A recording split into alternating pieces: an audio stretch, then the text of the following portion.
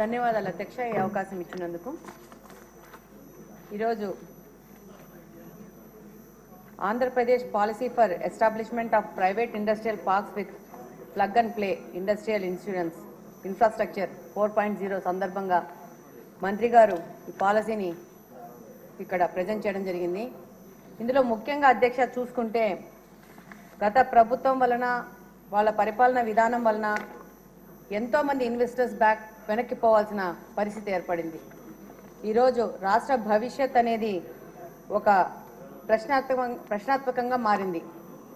చాలామంది ఇన్వెస్టర్స్ వెనక్కి పోవడము, ఇప్పుడు పరిస్థితిలో ఇండస్ట్రియల్ ఇన్ఫ్రాస్ట్రక్చర్కి డెవలప్మెంట్ కోసము హ్యూజ్ రిక్వైర్మెంట్ ఉంది. అధ్యక్ష, ఈరోజు ఈ యొక్క ప్రభుత్వం యొక్క కొత్త పాలసీలో ప్రైవేట్ వ్యక్తుల భాగస్వామ్యం అనేది తీసుకురావడం అనేది చాలా ముఖ్యమైన విషయము. ఈ యొక్క ఇండస్ట్రీస్ డెవలప్మెంట్ పార్క్ కోసము ప్రైవేట్ వ్యక్తుల భాగస్వామ్యం అనేది తీసుకొని వచ్చారు ఈ పాలసీలో. ఇందులో భాగంగా ప్రైవేట్ వ్యక్తులు ల్యాండ్ పూలింగ్ చేసుకొని అలాట్మెంట్స్ కూడా వాళ్లే చేసుకునే విధంగా ఈ పాలసీని తీసుకురావడం జరిగింది.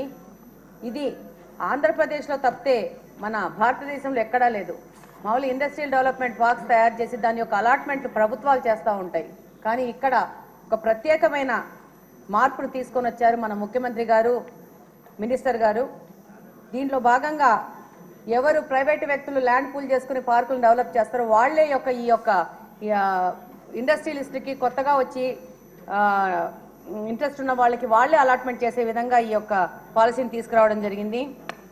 ఇందులో భాగంగా 3 రకాల దీని ప్రకారము ప్రణాళికబద్ధంగా దీన్ని తయారు చేయడం జరిగింది. ఇందులో టార్గెట్ ఈ యొక్క ఇండస్ట్రీస్ డెవలప్ చేసి దాన్ని త్వరితగతంగా ముందుకు తీసుకుపోయే విధంగా తీసుకొచ్చారు. ఇందులో భాగంగా 4 రకాల స్పెసిఫికేషన్స్తో ఈ యొక్క ఇండస్ట్రియల్ పార్క్ పాలసీ అనేది తీసుకురావడం జరిగింది. అందులో nano park, MSME park, large park, ఈ మెగా పార్క్స్ అనే విధంగా క్లాసిఫై చేసి తీసుకురావడం జరిగింది. అందులో భాగంగా 10 ఎకరాలు ఉంటే నానో పార్క్, 10 నుంచి 100 ఎకరాలు ఉంటే ఎంఎస్ఎంఈ పార్క్, అలాగనే 100 నుంచి 1000 ఎకరాల వరకు ఉంటే large park, more than 1000 acres ఉంటే మెగా పార్క్ కింద తీసుకొని రావడం జరిగింది. ఇందులో భాగంగా ఆల్రెడీ ఉన్న పార్కులను కూడా వాటిని నిర్లక్ష్యం చేయకుండా గత ప్రభుత్వము ఆల్రెడీ ఉన్న పార్కుల్ని వదిలేసేసి వాటిని అన్డెవలప్డ్ స్టేజ్లో వదిలేసింది. అలాగే వాటిని కూడా అనుసంధానించి వాటిని కూడా ముందుకు తీసుకుపోవాల్సిన విధంగా ఈ యొక్క పాలసీ ఉంది. అలాగనే ముందు యొక్క చాలా ఈ పాలసీ ఎంత ఫ్లెక్సిబుల్గా ఉందంటే అన్ని తరగతుల్లో అన్ని చోట్ల వాళ్ళని ఉత్సాహవంతమైన వాళ్ళని ఈ యొక్క ఇండస్ట్రియల్ పార్కులు పెట్టుకోవడానికి అన్ని స్టేజెస్లో కూడా వాళ్ళకి సరళీకృతం చేసినారు. అందులో భాగంగా ఒక వరల్డ్ క్లాస్ ఇన్ఫ్రాస్ట్రక్చర్ కన్స్ట్రక్ట్ అయ్యే విధంగా ఈ పార్కుల్ని తయారు చేసే విధంగా ప్రభుత్వం ముందుకెళ్తా ఉంది. ఇందులో 3 రకాల మోడల్స్ని ఇందులో ఎస్టాబ్లిష్ చేస్తారు. ఇందులో భాగంగా ప్రైవేట్ వ్యక్తులు మొత్తంగా ల్యాండ్ పూలింగ్ వాళ్ళే చేసుకునే విధంగా ఒకటి, రెండవ దాంట్లో ప్రైవేట్ వ్యక్తులు గవర్నమెంట్ కంబైన్డ్గా చేసుకొని యొక్క ఇండస్ట్రియల్ పార్క్ను ముందుకు తీసుకునే విధంగా దీంట్లో ఈ యొక్క ప్రైవేట్ వ్యక్తులు ల్యాండ్ పూల్ చేసుకొని ల్యాండ్ అక్వైర్ చేసుకున్నాక అక్కడెక్కడన్నా దగ్గరలో కొంచెం ప్రైవేట్ ల్యాండ్, డీకేటెడ్ ల్యాండ్లు ఏదన్నా ఉంటే దానికి ప్రభుత్వము వాళ్ళకి సహకరించి ఆ యొక్క పార్కులు ఏర్పడే విధంగా ముందుకెళ్లే విధంగా ప్రభుత్వం కూడా అందులో భాగస్వామ్యం అవుతుంది. దాంతోపాటు ఆ యొక్క ల్యాండ్ అక్విజిషన్ అనేది ప్రభుత్వం చేసి వాళ్ళని ప్రోత్సహించే విధంగా ముందుకు పోవడం జరుగుతుంది. 3వ భాగం ఏంటంటే ఇందులో భాగంగా పూర్తిగా గవర్నమెంటే ఏపీఐఐసి ద్వారా ల్యాండ్ పూలింగ్ చేసుకునేసి ఈ పార్కును ఏర్పాటు చేయడం జరుగుతుంది. అధ్యక్ష, ఇందులో ప్రాపర్గా ఇండస్ట్రీ పార్క్స్ కోసం సంబంధించిన బిల్డింగులు కట్టడం కానీ, ఇన్ఫ్రాస్ట్రక్చర్ కానీ, నాలాల ఏర్పాటు కానీ, కరెంట్ ఫెసిలిటీస్ కానీ వీటన్నిటి ఎగ్జిక్యూషన్ ప్రభుత్వం చేసే విధంగా వీటిని వరల్డ్ క్లాస్ ఫెసిలిటీస్తో తయారు చేసే విధంగా ఎగ్జిక్యూషన్ ఉంటుందని ఈ పాలసీ తెలియజేస్తూ ఉంది. ఈ పాలసీలో ఇన్సెంటివ్స్ చాలా ఉన్నాయి. ఇందులో భాగంగా ఎంఎస్ఎంఈ నానో పార్కులలో 100% అప్ ఫ్రంట్ ఫెసిలిటీస్ ప్రభుత్వం కలగజేస్తూ ఉంది. అందులో భాగంగా నాలా charges, CLU charges, layout approval fees, stamp duty, registration చార్జెస్లో కంప్లీట్గా 100% ఎగ్జంప్షన్ చేసే విధంగా ప్రభుత్వం ఈ పాలసీని తీసుకొని వచ్చింది అధ్యక్ష. అలాగనే మైల్ స్టోన్ బేస్డ్ ఇన్సెంటివ్స్లో భాగంగా ఈ యొక్క నానో అండ్ ఎంఎస్ఎంఈ పార్కులలో దగ్గరగా 5 లక్షల వరకు సబ్సిడీ ఇచ్చే విధంగా ప్రభుత్వం ఈ పాలసీని తీసుకొని వచ్చింది. అలాగనే రెండవ ఈ లార్జ్ అండ్ మెగా పార్క్స్కి కోసం కూడా 3 లక్షల రూపాయలు సబ్సిడీ ఇచ్చే విధంగా ఈ యొక్క పాలసీని తీసుకురావడం జరిగింది. ఇంకా మిగిలిన మౌలిక వసతుల కల్పన పైదానికి ఎలా ఉందో అలానే ముందుకు పోవడం జరుగుతూ ఉంది. అలాగనే అధ్యక్ష, దీంట్లో భాగంగా స్పెసిఫిక్ పార్క్స్ కూడా దీంట్లో ఏర్పాటు చేయడం జరుగుతుంది. అందులో భాగంగా biotechnology park, pharmaceutical park, electronic vehicle సంబంధించినది, సెమీ కండక్టర్ లాంటి అనేక ఇండస్ట్రీస్ ఇందులో వచ్చే విధంగా ఈ యొక్క పార్కుల్ని జాతీయ స్థాయిలో డెవలప్ చేసే విధంగా ఈ పాలసీని తీసుకురావడం జరిగింది. అలాగనే ఇందులో ఏదైనా పార్కును డెవలప్ చేసినప్పుడు అక్కడ ఎంత ట్రాన్స్పరెంట్గా ఈ పాలసీని ఏర్పాటు చేయడం జరిగిందంటే ఈ యొక్క కరెంట్ కానీ, వాటర్ ఫెసిలిటీ కానీ, రోడ్డు ఫెసిలిటీ కానీ ఎవరికి దగ్గరగా ఉంటుందో ఏ ఒక్క ఉత్సాహపరుడు వచ్చేసి దాన్ని ఇండస్ట్రీ పార్కును తయారు చేసుకోవాలనుకున్నప్పుడు వాళ్ళకి ఫస్ట్ ప్రయారిటీ ఇచ్చే విధంగా ఈ యొక్క పాలసీ అనేది తయారు చేయడం జరిగింది. ట్రాన్స్పరెంట్గా ప్రతి ఒక్క ఉత్సాహపరుడు ఈ యొక్క పార్క్ డెవలప్మెంట్కి వచ్చే విధంగా, ప్రైవేట్ వ్యక్తులకు ప్రోత్సహించే విధంగా ఈ యొక్క పాలసీని తీసుకురావడం జరిగింది. అలాగనే ఈ పాలసీలో పర్మిషన్స్ కోసము IALA స్టేటస్ ద్వారా వీటినన్నింటినీ దాని కిందకి తీసుకొచ్చి సింగిల్ విండో ఫెసిలిటీ ద్వారా ఈ పార్కులను డెవలప్మెంట్కు అవకాశం కల్పిస్తుంది. అంటే తొందరగా ఈ యొక్క పర్మిషన్స్ కోసము సమయం వృధా కాకుండా తొందరగా ఈ యొక్క గ్రోత్ అనేది ఇండస్ట్రియల్ డెవలప్మెంట్ జరిగే విధంగా ఈ యొక్క పాలసీని తీసుకురావడం జరిగింది. అన్ని పర్మిషన్లను IPICDA కూడా కిందికి తీసుకొని వచ్చేసేసి ఈ ఫీజులు అన్ని వాళ్ళకి రాయితీలు ఇచ్చే విధంగా ముందుకు పోవడం జరుగుతుంది. డెఫినెట్గా ఆంధ్రప్రదేశ్కు, నవ్యాంధ్రప్రదేశ్కు ఇలాంటి ఇండస్ట్రియల్ పార్క్ పాలసీ లాంటివి ఎంతో అవసరము. దీనిని నారా చంద్రబాబు నాయుడు గారు, మన ముఖ్యమంత్రి గారు, మన స్టేట్ గ్రోత్ కోసం ఇలాంటి పాలసీలని ఎంతో ట్రాన్స్పరెంట్గా తయారు చేసుకొని దీన్ని ప్రజల కోసం తీసుకురావడం అనేది చాలా సంతోషించదగిన విషయం. ధన్యవాదాలు అధ్యక్ష. సభ్యులు గమనించాలి, ఇంకా మనకున్నది కేవలం 3 to 4 minutes ఉంది. రిపీటేషన్స్ లేకుండా మాట్లాడవలసిందిగా ఒకళ్ళిద్దరికి అవకాశం ఉంటుంది. గౌరవనీయురాలైన శ్రీమతి ప్రశాంత్ రెడ్డి గారు. Just 2 minutes ma'am.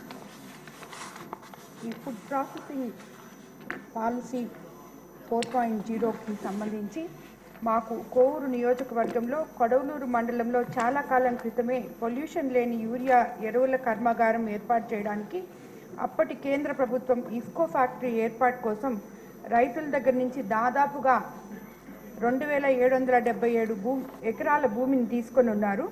అప్పటి పరిస్థితులను బట్టి రైతులు కూడా వారి పిల్లల భవిష్యత్తు ఆలోచించి ఉపాధి అవకాశాలు వస్తాయని చాలా తక్కువ రేటుకి భూమి ఇవ్వడం జరిగింది. అయితే ఆ ఫ్యాక్టరీ నిర్మాణం జరగలేదు. తర్వాత కాలంలో దాన్ని ఇఫ్కో కిసాన్ సెజ్గా మార్చి వ్యవసాయ ఆధారిత పరిశ్రమల నిర్మాణం చేసుకునే అవకాశం కల్పించారు. గత తెలుగుదేశం ప్రభుత్వంలో సీఎం గారి ఆధ్వర్యంలో కమేషా కంపెనీ రావడం జరిగింది. అందువలన 3500 మంది నేడు ఉపాధి అవకాశాలు రావడం జరిగింది, 3500 మందికి. అయితే గడిచిన ప్రభుత్వంలో ఒక్క కంపెనీ నిర్మాణం కూడా చేయలేకపోయారు.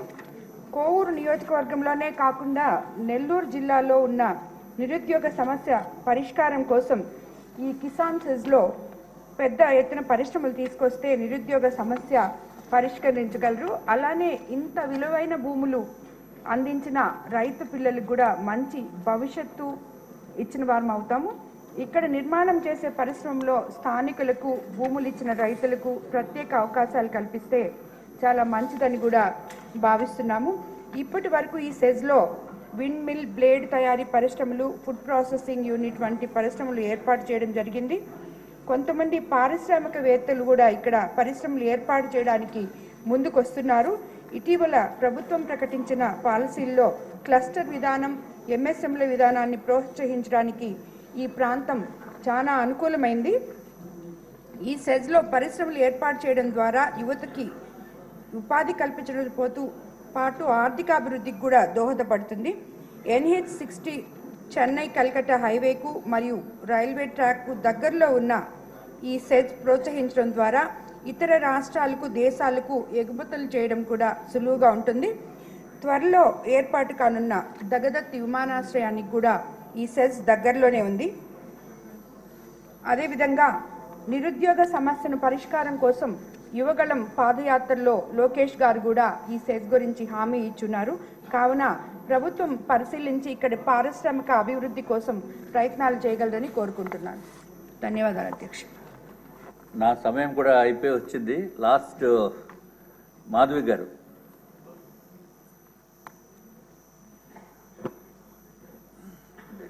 ధన్యవాదాలు అధ్యక్ష. నిజంగా ఈరోజు ఈ పాలసీల గురించి వింటుంటే బడ్జెట్ చూసిన ఆనందం కన్నా ఐఎమ్ గెటింగ్ గూస్ బంప్స్. చాలా డీటెయిల్డ్గా ప్రజెంట్ చేశారు. గౌరవ మంత్రులందరికీ కూడా ధన్యవాదాలు. నేను ముఖ్యంగా మాట్లాడాల్సింది ఓన్లీ ఎస్హెచ్జీస్ గురించి. ఎస్హెచ్జీ టు ఎంఎస్ఎంఈ ప్రోగ్రాం గురించి మాట్లాడారు మంత్రి గారు. ఇక్కడ చిన్న ప్రాబ్లమ్స్ ఏమొస్తున్నాయంటే ఎస్హెచ్జీ ఈరోజు ఇండివిజువల్గా ఆపరేట్ చేస్తున్నారు. సెంట్రల్ గవర్నమెంట్ స్కీమ్స్ తీసుకొని వాళ్ళకి ఏదో పేపర్ ఫ్యాక్టరీస్ కానీ అగరబత్తి ఇండస్ట్రీస్ కానీ అలా చిన్న పెడుతున్నారు. So SHG as a cluster అన్న దాని గురించి ఒకసారి ఆలోచించమని మంత్రి గారికి నేను రిక్వెస్ట్ చేస్తున్నాను. ఎందుకంటే దానివల్ల చాలా ప్రయోజనాలు ఉన్నాయి. ఎందుకంటే మంత్రి గారు already common facilities for a cluster in a park గురించి చెప్పారు. అక్కడ మనం ఇంటిగ్రేట్ చేస్తే దీన్ని చాలా బెనిఫిట్స్ ఉంటాయి మినిస్టర్ గారు. దాని గురించి ఆలోచిస్తే ఖచ్చితంగా మన ముఖ్యమంత్రి గారు అంటున్నట్టుగా వన్ ఎంటర్ప్రినర్ ఫర్ ఫ్యామిలీ అన్నది మనం అచీవ్ చేయగలం. ఎందుకంటే మా నియోజకవర్గం తీసుకుంటే మాకు సుమారు 54,000 మంది ఎస్హెచ్జీలు ఉన్నారు అక్కడ. వాళ్ళందరితో మనం ఈ ప్రోగ్రామ్ని స్టార్ట్ చేస్తే చాలా బాగుంటుందండి. నేను మీతో డీటెయిల్డ్గా మాట్లాడతాను. ఇంకొకటి ఏంటంటే 175 కాన్స్టిట్యుయెన్సీస్లో కూడా 175 ఇండస్ట్రీస్ ఉండాలని మొన్ననే సీఎం గారు చెప్పడం జరిగింది. దానికి తగ్గట్టుగా నేను ఇంకొక ఆలోచన ఆయన చేయమంటున్నది ఏంటంటే అసలు ఆ 175 కాన్స్టిట్యుయెన్సీస్లో ఈచ్ కాన్స్టిట్యుయెన్సీలో ఏ వనరులు ఉన్నాయన్నవి కూలంకషంగా ఆల్రెడీ పరిశీలించారు. ఆ రిపోర్ట్స్ అన్నీ కూడా ఆల్రెడీ సీఎంఓకి వచ్చి ఉన్నాయి. ఈరోజు నేను అడుగుతున్నది ఏంటంటే అక్కడ నీడ్స్ ఏంటి. ఇప్పుడు మాకు చాలా ఫార్మా ఇండస్ట్రీస్ ఉన్నాయి. ఆ ఫార్మా ఇండస్ట్రీస్కి అలాగే ఉన్న స్కూల్స్కి కాలేజెస్కి యూనిఫామ్స్ ప్రొడక్షన్, నేను చిన్న ఎగ్జాంపుల్గా చెప్తున్నాను దాన్ని, యూనిఫామ్స్ ప్రొడక్షన్ ఉన్నది. కాబట్టి ఆ యూనిఫామ్స్ తయారు చేసే యూనిట్ కూడా మాకు లోకల్లో ఉండేటట్టు. ఎందుకంటే మనం ఒకటి అబ్జర్వ్ చేయాల్సింది ఏంటంటే ఈ పల్లె ప్రాంతాల్లో ప్రజలు లోకల్ జాబ్స్ కావాలని అడుగుతారు. మీరు ఒక పెద్ద పార్క్ని ఏదో ఒక దూరంగా ఒక జిల్లాలో పెట్టినంత మాత్రాన వాళ్ళు అక్కడికి వెళ్ళి ఉద్యోగాలు చేయడానికి ఇష్టపడరు. కాబట్టి వాళ్ళు అక్కడికి వెళ్ళి ఉద్యోగాలు చేయడానికి వలసలు వెళ్ళడానికి ఇష్టపడరు. కాబట్టి వాళ్ళు అడుగుతున్నది ఏంటంటే మాకు లోకల్ జాబ్స్ కావాలి, వలసలు తగ్గించాలని వాళ్ళు అడుగుతున్నారు. కాబట్టి లోకల్ జాబ్స్ మీద మనం ఫోకస్ చేయాలంటే ఖచ్చితంగా మనం ఏంటి అక్కడ మనకి లోకల్ వనరులు ఉన్నాయి, మన నీడ్స్ ఏంటి అన్నది కూడా మనం చూస్తే రెండిటిని ఇంటిగ్రేట్ చేసే విధంగా మనం అక్కడ పార్కుల్ని మనం పెట్టగలిగితే ఈ ఎస్హెచ్జీ ఇంటిగ్రేషన్తో ఇన్వెస్టర్స్ని కరెక్ట్గా తీసుకొస్తే ఖచ్చితంగా మన లాభాల బాటలోకి వెళ్తాం. రెవెన్యూ డెఫిసిట్ అనేది మనం అసలు మాట్లాడుకోకర్లేదు. ఫిజికల్ డెఫిసిట్ వీటి గురించి మాట్లాడకుండా ఖచ్చితంగా మనకు సర్ప్లస్లోకి వెళ్తామని మీ అందరికీ కూడా విజ్ఞప్తి చేస్తున్నాను. ఈ అవకాశం ఇచ్చినందుకు ధన్యవాదాలు.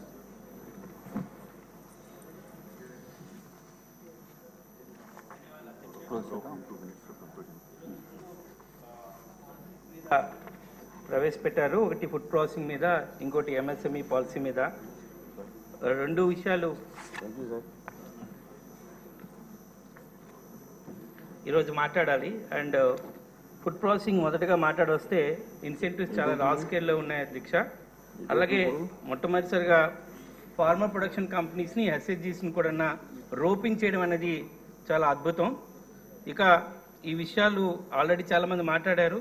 అండ్ ఎలాగ క్రియేటింగ్ ద వాల్యూ అడిషన్ చేస్తున్నాం అనేది.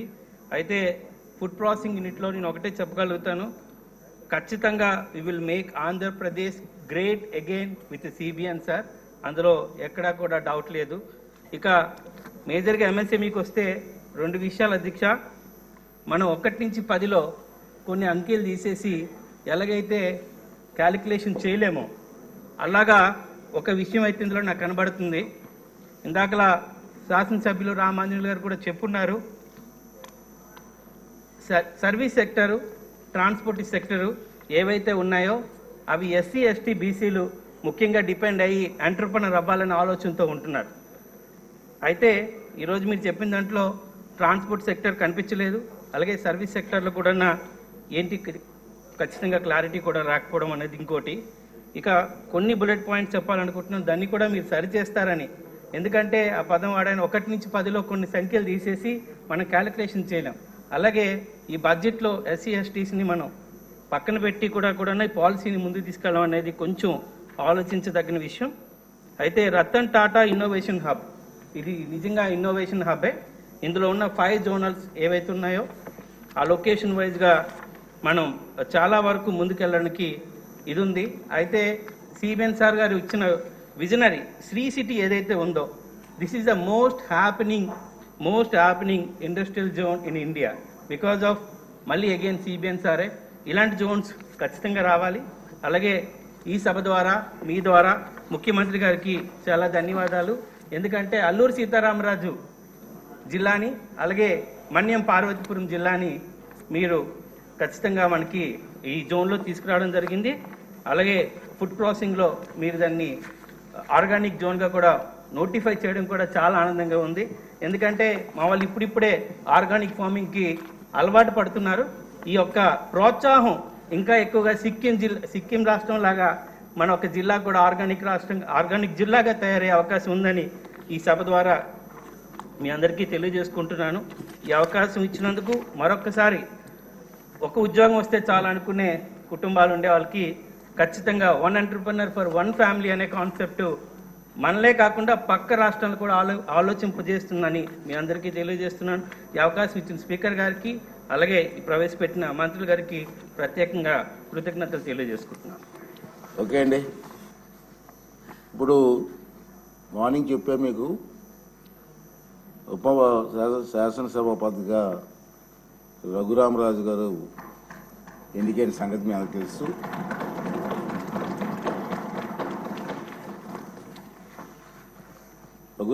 కృష్ణరాజు గారు సభాపతిగా ఏకగ్రీవంగా ఎన్నికైనందుకు నాకు మీ అందరికీ కూడా సంతోషమే. నాకు మరీ సంతోషం ఏంటంటే అతనికి మాకు చాలా సంవత్సరాలుగా కలిసి ఉన్నాం, ఫ్రెండ్లీగా, ఇప్పుడు కూడా నవ్విస్తూ ఉండే వ్యక్తి. అటువంటి వ్యక్తి ఇక్కడ డిప్యూటీ స్పీకర్గా రావడం మనందరికీ ఉల్లాసంగా ఉంటుంది. ఇంకా అతను సీట్లో ఉంటే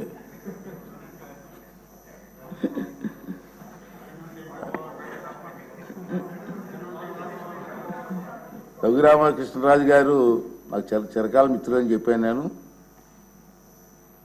రాజుగారు 14th మే 62వ నాడు సంవత్సరంలో విజయవాడలోనే జన్మించారు.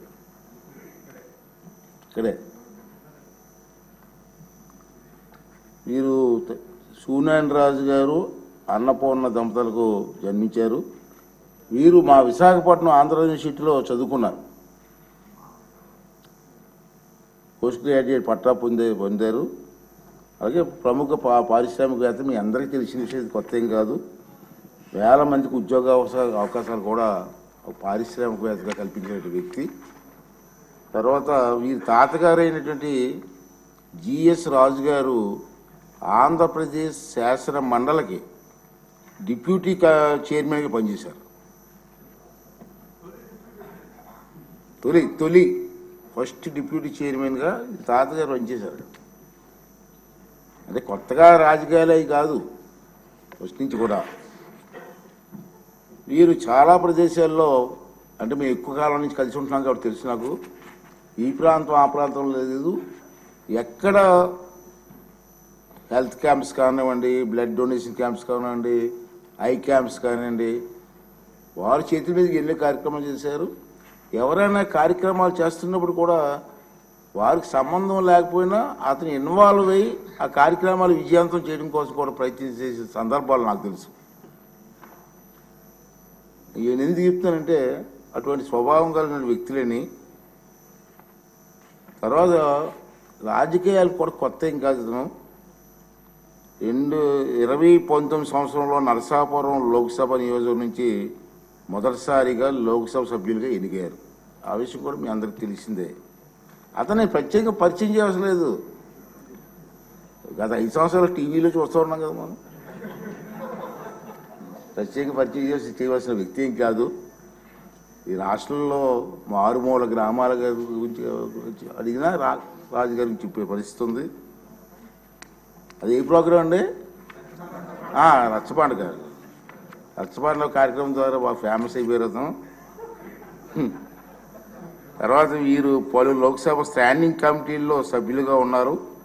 24 సంవత్సరాల్లో వీరు ముందు శాసనసభ నియోజకవర్గం నుంచి సభ్యునిగా ఎన్నికయ్యారు. చంద్రబాబు నాయుడు గారి ఆశీస్సులతో మొన్న ఎన్నికలకు గెలవడం జరిగింది. అదేవిధంగా చెప్పాను, రచ్చబండ మరియు ఇతర కార్యక్రమాల ద్వారా సామాన్య ప్రజలకు కూడా బాగా పరిచయమైన వ్యక్తి. అటువంటి వ్యక్తి ఇక్కడ డిప్యూటీ స్పీకర్గా పనిచేయడం మనందరికీ కూడా ఆనందదాయకం. మరి చంద్రబాబు నాయుడు గారి ఆశీస్సులతో రాజుగారు ఇంకా బ్రహ్మాండంగా పనిచేసి చిరస్థాయిగా మీ పేరు ఉండిపోయే విధంగా పనిచేసే అవకాశాన్ని భగవంతుడు మీకు ఇవ్వాలని చెప్పి మనస్ఫూర్తి కోరుకుంటూ మీకు శుభాకాంక్షలు తెలియజేస్తున్నాను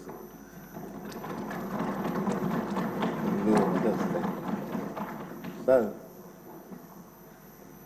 బాబు గారు, కళ్యాణ్ గారు, మనోహర్ గారు,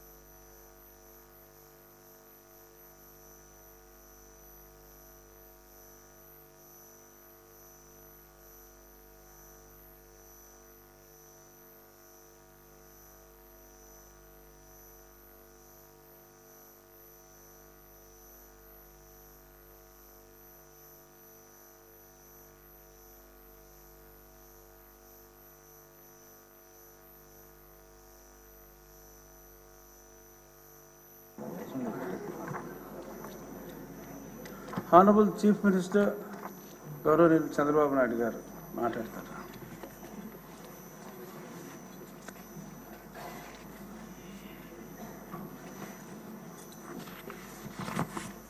అధ్యక్ష,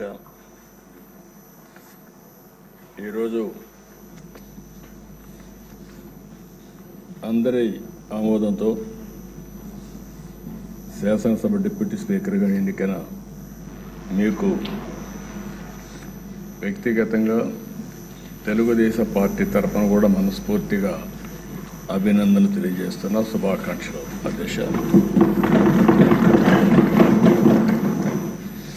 సినిమా రంగంలో ఇక్కడే మా మిత్రుడు పవన్ కళ్యాణ్ గారు ఉన్నారు. త్రిపుల్ ఎంత సంచలనం సృష్టించిందో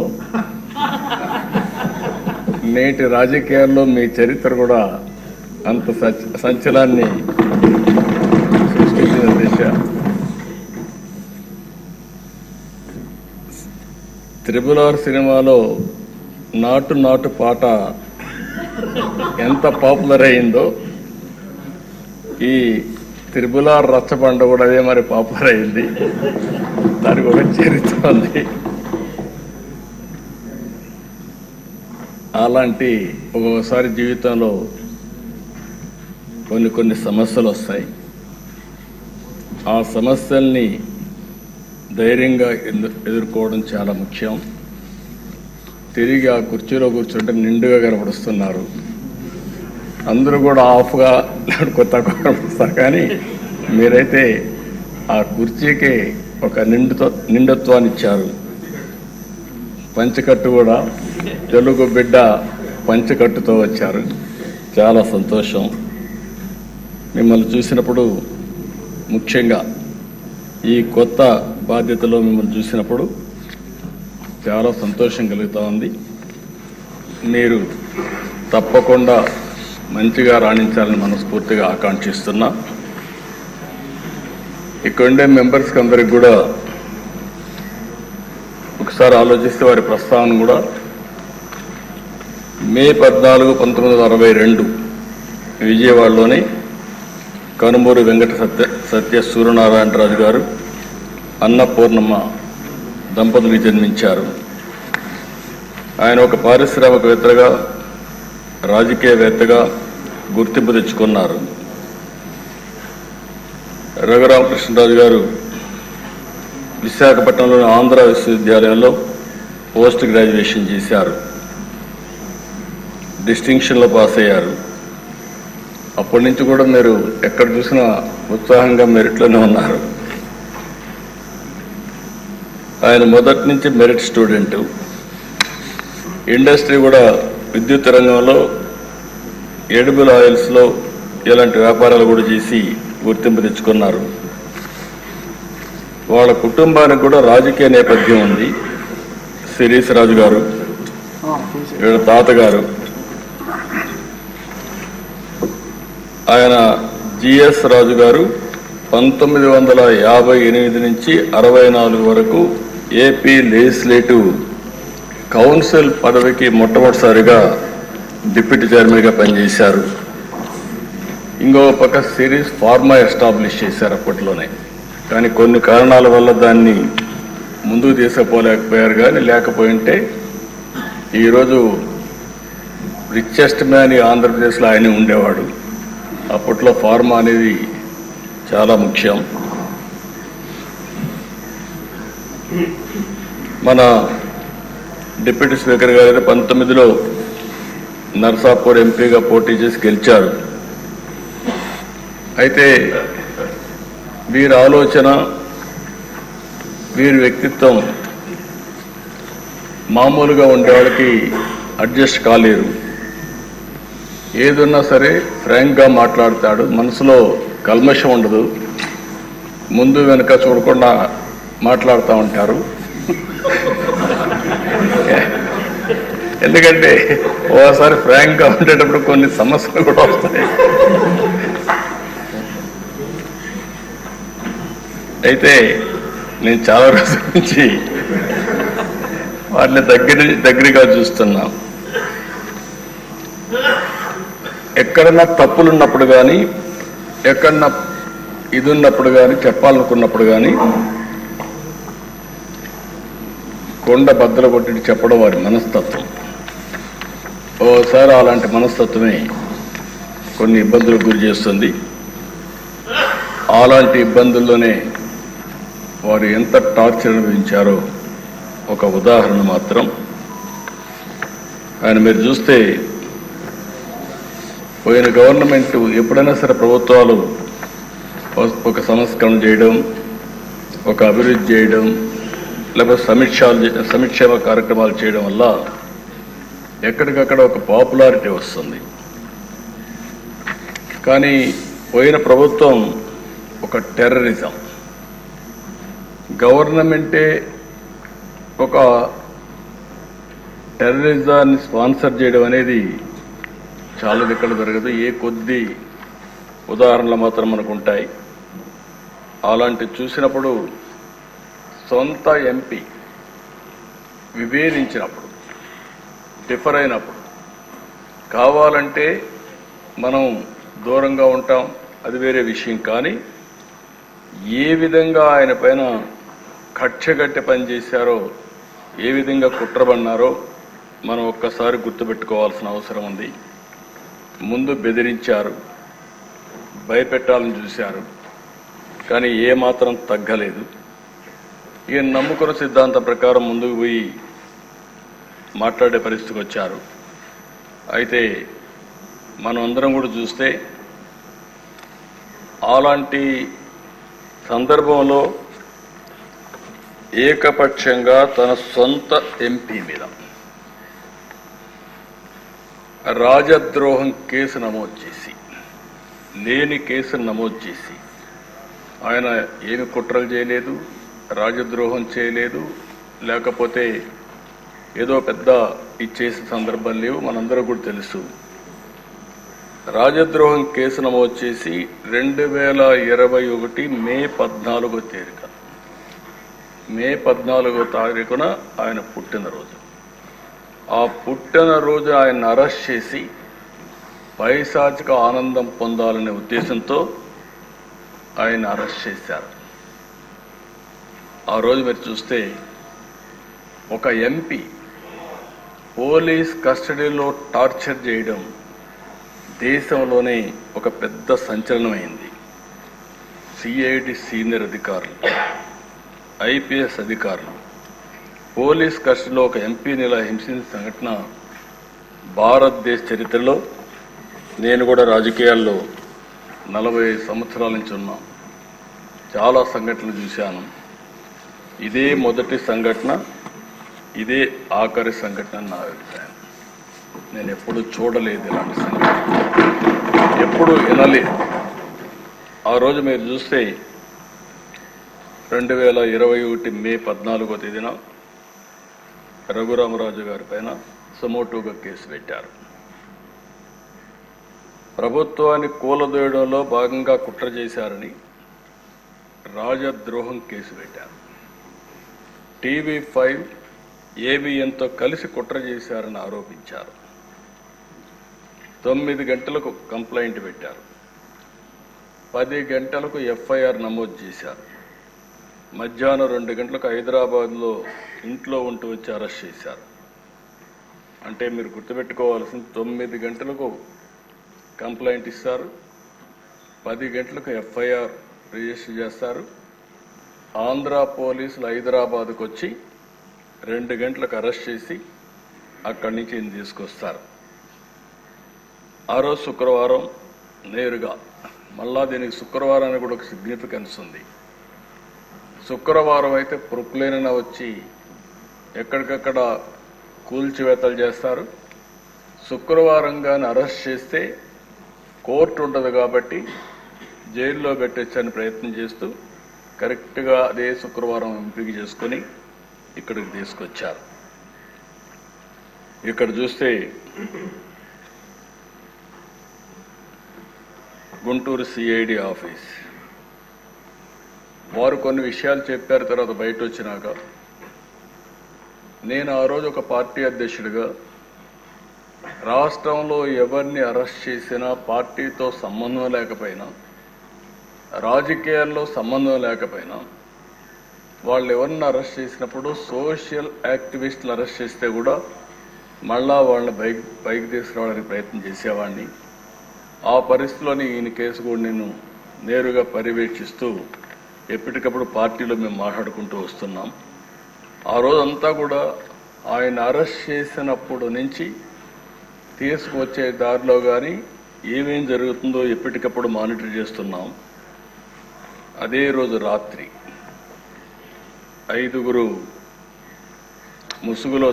ముసుగులో వచ్చి ఎంపీ పైన విపరీతంగా, అంటే పోలీస్ కస్టడీలో ఉండేటప్పుడు పోలీసులు వాళ్ళ దగ్గర పెట్టుకున్న రాత్రిలో ఈయన పైన దాడి చేయడం అనేది, పోలీసులు ఇలాంటి తప్పుడు పనులు చేయడంలో ఏ విధంగా మనసు వచ్చిందో నాకైతే అర్థం కాలేదు. కాళ్ళు కట్టేసి టిపికల్గా లాఠీలు రబ్బర్ బెల్ట్తో 5 దఫాలుగా, అంటే ఆ రబ్బర్ బెల్ట్ కూడా ఆయన చెప్పినట్టు ఆ రోజు నేను విన్నాను. అప్పుడే బైపాస్ కూడా చేశారు.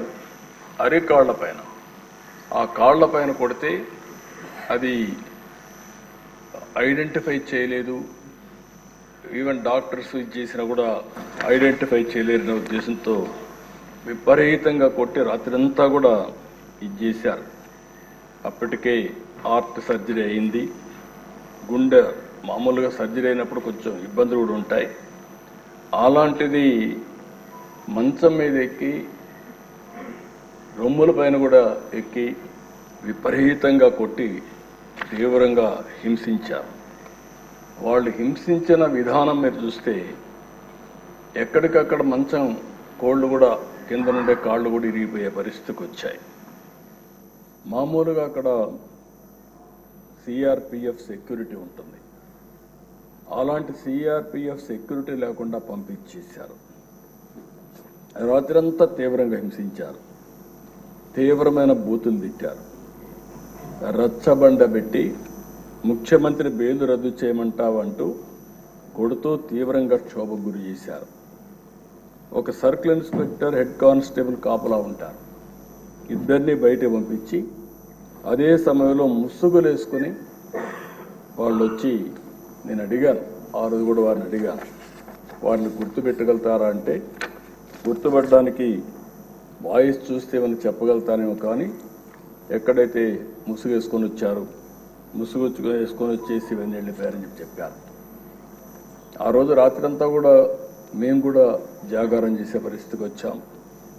మొదటి రోజు సాయంత్రం వరకు ఉదయం తీసుకురాలేదు, కోర్టులో ప్రొడ్యూస్ చేయలేదు. ఎందుకు ప్రొడ్యూస్ చేయలేదని మేము వాకప్ చేస్తా ఉంటే ఇప్పుడు వస్తారు అప్పుడు వస్తారని చెప్పి కాలయాపన చేశారు. సాయంత్రం వరకు డిలే చేశారు. అంటే రాత్రంతా హింసించారు కాబట్టి ఆ దెబ్బలు కొంచెం నొప్పులు తగ్గిన తర్వాత ఐడెంటిఫై చేయకుండా ఈ నడవను కూడా నడవలేని పరిస్థితిలో ఉంటే కొంత సమయం ఇస్తే నడుస్తాడనే ఉద్దేశంతో ఆ రోజు 5 గంటలకు గుంటూరు కోర్టులో హాజరుపరిచారు. అప్పటికే మేము చూస్తున్నాం, టీవీలో వస్తూ ఉంటే అవి కూడా వాచ్ చేస్తున్నాం. మనిషి కుంటుకుంటూ నడుస్తున్నాడు, అంటే ఏదో జరిగింది అనేది వాచ్ చేసుకుంటూ ఉన్నాం. అక్కడి నుంచి ఎప్పటికప్పుడు మేము ఏం చేయాలనో లాయర్స్తో అందరితో మాట్లాడుకుంటూ వచ్చాం. మళ్ళీ వాళ్ళు చెప్పింది, వారే వచ్చి చెప్పింది, కస్టడీలో కొట్టిన విషయం కోర్టులో చెప్తే ఈ రాత్రికి మళ్ళీ మా కస్టడీకి వస్తావు, అక్కడ చంపేస్తామని బెదిరించారు. ఈ విషయాన్ని చూసినప్పుడు ఈ రాష్ట్రంలో కూడా ఇవన్నీ జరుగుతాయా అనే ఆశ్చర్యం కలుగుతుంది. అయితే మేజిస్ట్రేట్ దగ్గరికి వచ్చిన తర్వాత ధైర్యం చేశాడు, ఆ కాళ్ళు చూపించాడు. ఆ కాళ్ళు అవన్నీ కొట్టినట్టుని చూపిస్తే అప్పుడు ఆ మేజిస్ట్రేటు నేరుగా ఇతన్ని ప్రభుత్వ ప్రైవేట్ 2 హాస్పిటల్కి పంపించండి, ఎగ్జామిన్ చేయించండి, ఎగ్జామిన్ చెప్పి చేసిన తర్వాత సర్టిఫికెట్స్ ఇవ్వమని చెప్పి పంపిస్తే వాస్తవాలు తెలుస్తాయనే ఉద్దేశంతో ఆయన్ని ప్రభుత్వ ఆసుపత్రికి మాత్రం తీసుకుపోయి ప్రైవేట్ హాస్పిటల్కి తీసుకుపోకుండా అక్కడ కూడా రిపోర్ట్ని తారుమారు చేపించి బెదిరించి ఆయన రిపోర్ట్ తెప్పించారు. ఆ రిపోర్ట్ వస్తానే 16వ తారీఖున జైలుకు పంపించారు. ఇదే సమయంలో సమాంతరంగా హైకోర్టులో కూడా ఈ కేసు జరుగుతూ ఉంది. అంటే మేజిస్ట్రేట్ కోర్టులో కేసు ఉంది, హైకోర్టులో కేసు ఉంది. హైకోర్టులో కూడా ఏమాత్రం కూడా కోఆపరేట్ చేయకుండా వీళ్ళు ఇచ్చేస్తే మధ్యాహ్నం 12 గంటలకి కోర్టు సమావేశమైంది. రఘురామకృష్ణరాజు యొక్క రిపోర్ట్ ఇవ్వమని కోర్టు అడిగింది, కానీ వాళ్ళు రిపోర్ట్ ఇవ్వలేదు. మధ్యాహ్నం ఇవ్వాల్సిన రిపోర్టు సాయంత్రం 6 గంటలకు ఇచ్చారు. దీంతో హైకోర్టు కూడా ఆగ్రహం వ్యక్తం చేస్తూ రఘురామకృష్ణరాజు గారిని స్వయంగా తీసుకురండి హైకోర్టుకి అని చెప్పారు. ఆయన ఇప్పటికే జైల్లో ఉన్నాడు, ఇప్పుడు మేము తీసుకురాలేమని మొరాయించారు. మరుసటి రోజు 17వ తారీఖు హైకోర్టులో విచారణ జరిగింది. ఇది ఉన్నప్పుడు వారి అడ్వకేటు వారితో కూడా మేము కూడా మాట్లాడి సుప్రీంకోర్టులో వెకేషన్ బెంచ్లో కేసు వేశారు. సుప్రీంకోర్టు ఇమ్మీడియట్గా ఈయన్ని హైదరాబాద్లో మిలిటరీ హాస్పిటల్కి, ఇక్కడ ఉండే హాస్పిటల్ పైన నమ్మకం లేక ఇక్కడ హాస్పిటల్లో మళ్ళా తారుమారు చేస్తారు, బెదిరిస్తారు, రిపోర్ట్లు ఇవ్వరనే ఉద్దేశంతో హైదరాబాద్లో మిలిటరీ హాస్పిటల్కి రెఫర్ చేశారు. అప్పుడు కూడా మొరాయించారు. ఏదైతే ఆయన్ని ఇమ్మీడియట్గా తరలించాల్సింది పోయి తరలించకపోతే సుప్రీంకోర్టు చాలా స్పష్టంగా తెలంగాణ హైకోర్టు చీఫ్ జస్టిస్ నియమించిన న్యాయాధికారి సమక్షంలో పరీక్ష నిర్వహించి మంగళవారం నాటికి సుప్రీంకోర్టుకు రిపోర్ట్ ఇమ్మని చెప్పి ఆదేశాలు ఇచ్చారు.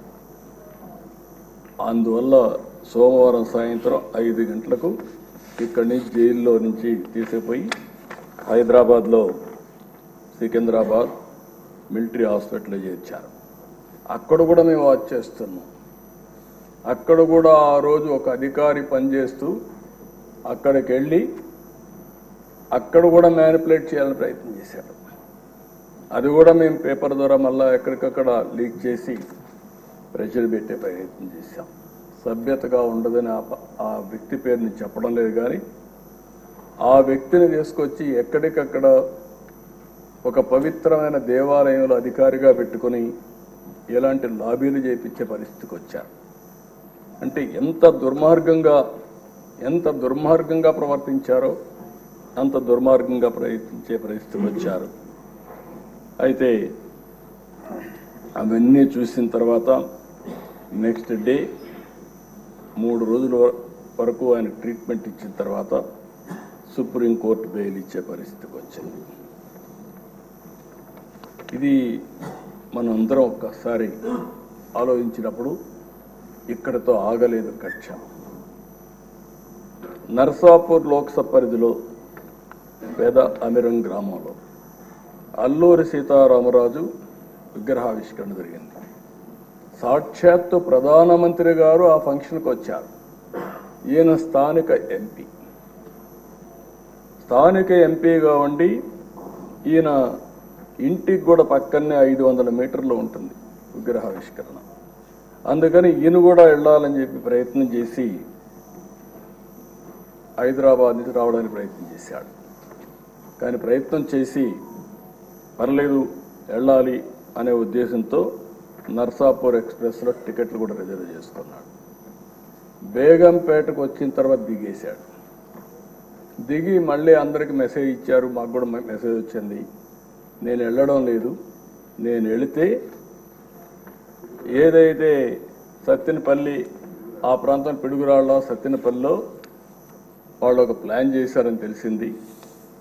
అవసరమైతే భోగిని తగలబెట్టి చంపేయాలని చెప్పి ఆ వార్త తెలిసింది కాబట్టి నేను దిగేశాను, నేను పోవడం లేదని చెప్పి దిగేసి వచ్చే పరిస్థితికి వచ్చాడు.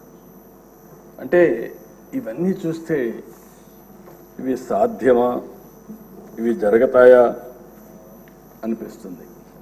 కానీ వీరి విషయంలో ఇవన్నీ జరిగాయి. 5 సంవత్సరాలు ఎంపీగా ఎన్నికైన తర్వాత నియోజకవర్గానికి రాలేకపోతే కడాను రచ్చబండ పెట్టి ప్రజలకు జరిగిన విషయాలు జరిగినట్టు చెప్పి ప్రజల ఆదరణ పొందిన వ్యక్తి ఈ రఘురామకృష్ణ.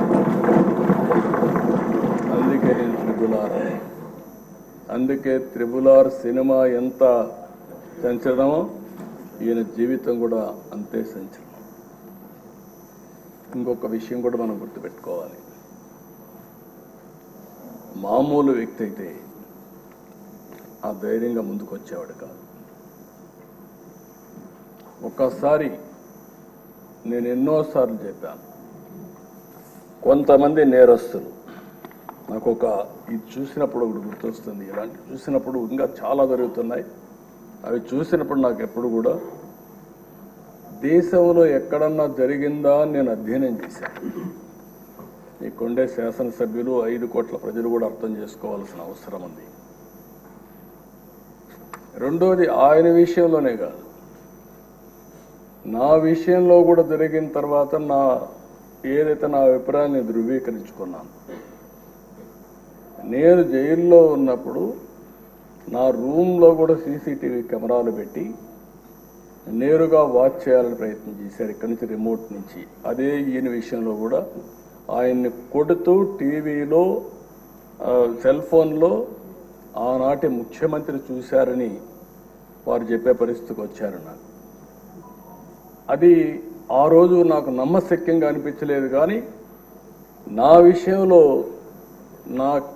ఎక్కడైతే నన్ను జైల్లో పెట్టారో ఆ రూమ్లో కూడా సీసీటీవీ కెమెరా పెట్టి నేను ఏ విధంగా ఉన్నానో వాచ్ చేయడానికి ప్రయత్నం చేశారన్నప్పుడు నాకు నా అభిప్రాయాలు కన్ఫర్మ్ అయినాయి. అది అయిన తర్వాత నేను చాలాసార్లు ఆలోచించాను, ఎక్కడన్నా ఇలాంటి వాళ్ళు ఉన్నారా, ఎక్కడన్నా జరిగిందా ప్రపంచంలో అని అడిగితే ఒకే ఒక వ్యక్తి దొరికాడు. ఆ వ్యక్తి కొలంబియాలో ఎన్నో ఏళ్లకు మునుపు కాదు, 1980-85 ఆ ప్రాంతంలో ఏదైతే పాబ్లో ఎస్కోబార్, అతనికి ఇతనికి కరెక్ట్గా సరిపోతున్నాయి పోలికలు, దాంట్లో ఏం అనుమానం లేదు. అతను కూడా మీరు చూస్తే కొలంబియాలో మారక ద్రవ్యాల ముఠాలకు ఎస్కోబార్ నాయకుడు.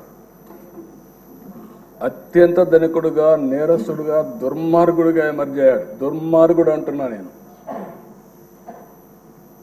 ప్రపంచ మార్కెట్లో 80% కోకైన్ వంటి మారక ద్రవ్యాలని తయారు చేసి సరఫరా చేసి మొత్తం ప్రపంచంలోని డ్రగ్ స్మగ్లర్గా తయారయ్యాడు. మన ఈయన కూడా చూస్తే గంజాయి వచ్చింది, డ్రగ్స్ వచ్చాయి. ఈరోజు నేను హామీ ఇస్తున్నా, ఎట్టి పరిస్థితుల్లో రాబోయే రోజుల్లో ఎవరైనా సరే గంజాయి అమ్మినా, గంజాయి పండించిన ఉక్కు పాదంతో ఈ ప్రభుత్వం అణిచివేస్తాం. ఒక్కరోజు మాట్లాడా? ఒక్కరోజు కనీసం ఆలోచించాడా? ఎంతమంది పిల్లలు, ఎంతమంది నాశనం అయిపోయారు గంజాయి తీసుకొని, ఎంతమంది డ్రగ్స్ కడెక్ట్ అయిపోయి ఎన్ని ఘోరాలు నేరాలు జరిగాయంటే అన్ని ఘోరాలు నేరాలు జరిగే పరిస్థితి వచ్చింది. ఆ పాబ్లో ఎస్కోబార్ అయితే 1985లో సుప్రీంకోర్టులో గెరిల్లాతో దాడులు చేయించాడు. 11 మంది న్యాయమూర్తిని చంపేశారు. ఈ ఎంపీని కూడా అదే విధంగా చంపేవారు. కనీసం ఈ దేశంలో ప్రజాస్వామ్యంలో కాస్తో కోస్తో చెక్స్ అండ్ బ్యాలెన్సెస్, కోర్టులు ఇవన్నీ ఉన్నాయి కాబట్టి కొంతవరకన్నా బయటపడ్డాం. కానీ లేకపోతే ఇతన్ని ఎప్పుడో ఎలిమినేట్ చేసే పరిస్థితికి వచ్చారు. సుప్రీంకోర్టులో బుల్డోజర్తో గుర్తించారు.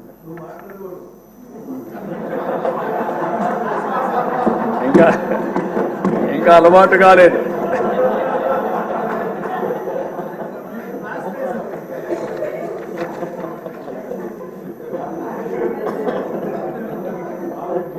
కాబట్టి మీరు అతనికి ఇతనికి చూస్తే ఒక వ్యక్తి అతని మీద మాట్లాడాడని, మినిస్టర్ పార్లమెంట్లో మాట్లాడాడని అతను చంపించేశాడు.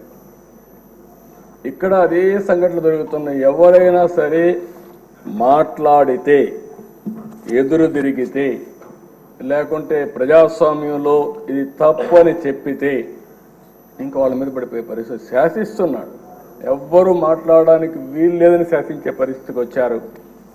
అలాంటి పరిస్థితిలో ఎదురొడ్డి ఇంకా ఎమోషన్ ఉంది. ఇన్ కోర్స్ ఆఫ్ టైం తగ్గించుకుంటారు. కానీ మళ్ళీ ఈరోజు ఒక పోరాటం చేసి పోరాట యోధుడిగా గెలిచి ఆ కుర్చీలో కూర్చున్న మిమ్మల్ని మరొక్కసారి మనస్ఫూర్తిగా అభినందిస్తున్నాను. ఒక వ్యక్తి చట్టసభకు రావడం అంటే ఎంతో గొప్ప అవకాశం. ప్రజాప్రతినిధులుగా చట్టసభలకు వెళ్ళిన వారు ప్రజా సమస్యలపైన పోరాడవలసిన అవసరం ఉంది. గడచిన 5 సంవత్సరాలుగా చూశాం. ఇదే కుర్చీలో అంత మునుపు 14 సంవత్సరాలు కూర్చున్నా అదే అపోజిషన్ కుర్చీలో కూర్చున్నాను. ఆ రోజులు ఇప్పుడు కూడా గుర్తొస్తాయి. ఒక్కరోజు కూడా అసెంబ్లీ సుజావుగా జరగడం కానీ బూతులు లేకుండా అసెంబ్లీ జరిపిన సంఘటనలు లేవు. సరే, అందరి మాదిరిగా నాకు కూడా అవమానాలు జరిగాయి. అవన్నీ నేను ఇప్పుడు పోవడం లేదు. కానీ ఆ రోజు కూడా ఒక మాట చెప్పాను. ఇది గౌరవ సభ కాబట్టి ఈ సభలో నేను ఉండలేను. మళ్ళీ ప్రజాక్షేత్రంలో గెలిచి గౌరవ సభగా చేసిన తర్వాతనే ఆ సభలో అడుగు పెడతానని వచ్చాను. ఈరోజు అందరం కూడా దీన్ని గౌరవ సభగా చేయడం కోసం ప్రజాప్రతినిధులుగా మనందరం ఈ సభ ఔన్నత్యాన్ని గౌరవాన్ని కాపాడవలసిన బాధ్యత మనందరిపైన ఉంది.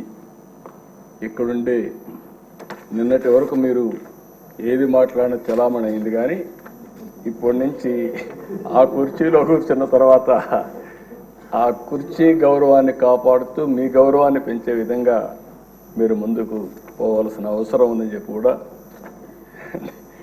డిప్యూటీ స్పీకర్గా వారిని కోరుతున్నా.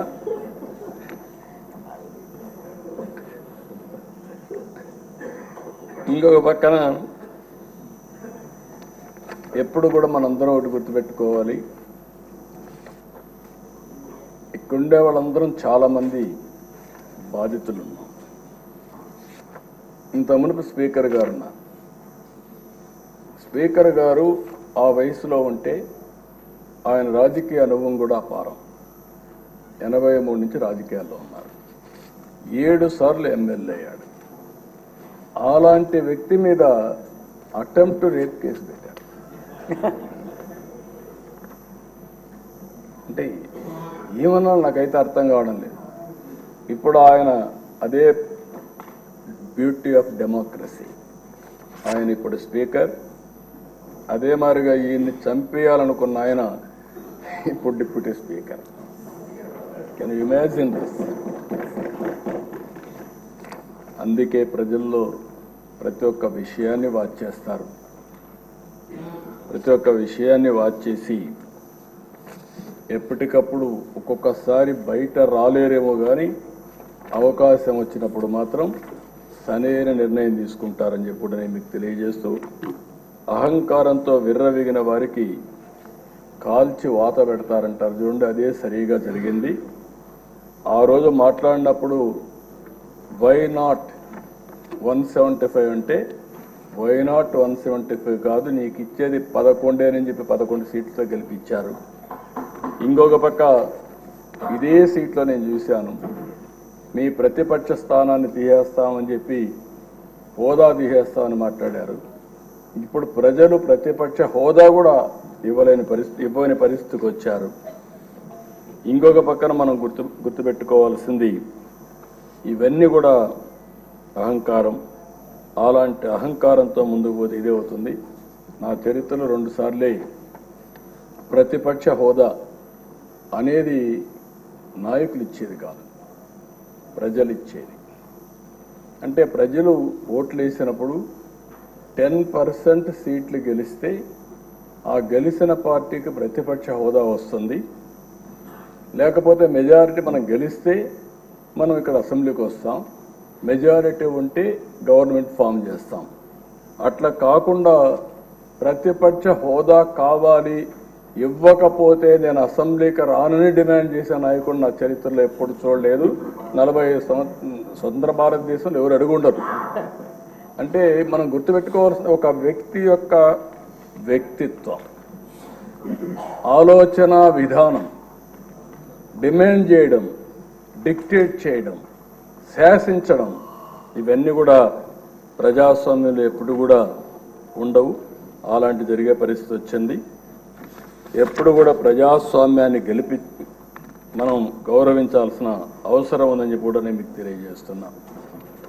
అయితే ఏది ఏమైనా ప్రజలు ఒక చైతన్యంతో బాధ్యతతో ఓటేసి కూటమి ప్రభుత్వాన్ని గెలిపించారు. ఇది ప్రజా ప్రభుత్వం, ప్రజలకు జవాబుదారీగా ఉండే ప్రభుత్వం. ప్రజలు మనకిచ్చింది అధికారం, అది కూడా ఒక బాధ్యత. అందుకే తొలి రోజు నుంచి సంక్షేమం, అభివృద్ధి, సుపరిపాలన కోసం మనం నిర్ణయాలు తీసుకుంటున్నాం. 150 రోజుల్లోనే అనేక సంక్షేమ కార్యక్రమాలని, అనేక పాలసీలు తీసుకొచ్చాం. ఈరోజు రాష్ట్రంలో ఫ్రీగా నేను అనుకుంటున్నాను 5 సంవత్సరాల్లో ఇంత స్వేచ్ఛగా అసెంబ్లీ జరిగింది 1924 ఒక్కరోజు కూడా లేదు. ఇప్పుడు ఎవరైనా సరే ప్రతిపక్షం ఉన్నా ఇదే మాదిరిగా ప్రవర్తిస్తాం. అయితే సాంప్రదాయాలు లేకుంటే మనకు వచ్చినటువంటి దీని ప్రకారం రూల్స్ రెగ్యులేషన్స్ పాటిస్తే సుజావుగా అసెంబ్లీ జరిగే అవకాశం వస్తుంది. అదే మరి ఇంకొక పక్కన మనందరి బాధ్యత విధ్వంసమైన రాష్ట్రాన్ని మళ్ళీ నిలబెట్టడానికి మనం నిర్ణయాలు తీసుకోవాల్సిన అవసరం ఉంది. అలాంటి నిర్ణయాలకు ఈ సభ ఒక వేదిక. ఇంకొక పక్క ఒక పబ్లిక్ పాలసీ చరిత్రను మారుస్తుంది. ప్రజలకు మనం ఇచ్చే విధానాలన్నీ ఇక్కడనే చర్చిస్తున్నాం, అవన్నీ రూపకల్పన చేస్తున్నాం. ఆ రూపకల్పన చేసి అవి అమలు చేస్తే ఒక చరిత్రని తిరగరాసే అవకాశం ఉంటుంది. ఈ యొక్క 24-29 శాసనసభ అలాంటి చరిత్ర తిరగరాయడానికి, స్వర్ణ ఆంధ్రప్రదేశ్ చరిత్రని ప్రారంభించడానికి ఈ సభ ఎంతో దోహదం చేస్తుంది. అలాంటి సభలో అధ్యక్షులుగా చింతకాయల అయ్యన్నపాత్రుడు గారు, డిప్యూటీ స్పీకర్గా మీరు ఉండడం మాకెంతో గౌరవం అని చెప్పి కూడా నేను మీకు తెలియజేసుకుంటున్నా. అయితే అధ్యక్ష, నాకు ఒకటి అనిపిస్తుంది, మిమ్మల్ని నాడు రాష్ట్రానికి రానియని వాళ్ళు నేడు మీ ముందు సభలోకి రాలేని, కూర్చోలేని పరిస్థితి వచ్చింది.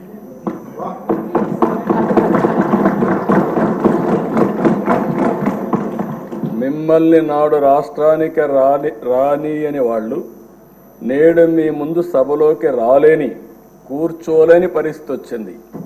ఇది దేవుడు రాసిన స్క్రిప్టే. That is the beauty of democracy, that is the miracle. ఆ రోజు ఒక్క క్షణం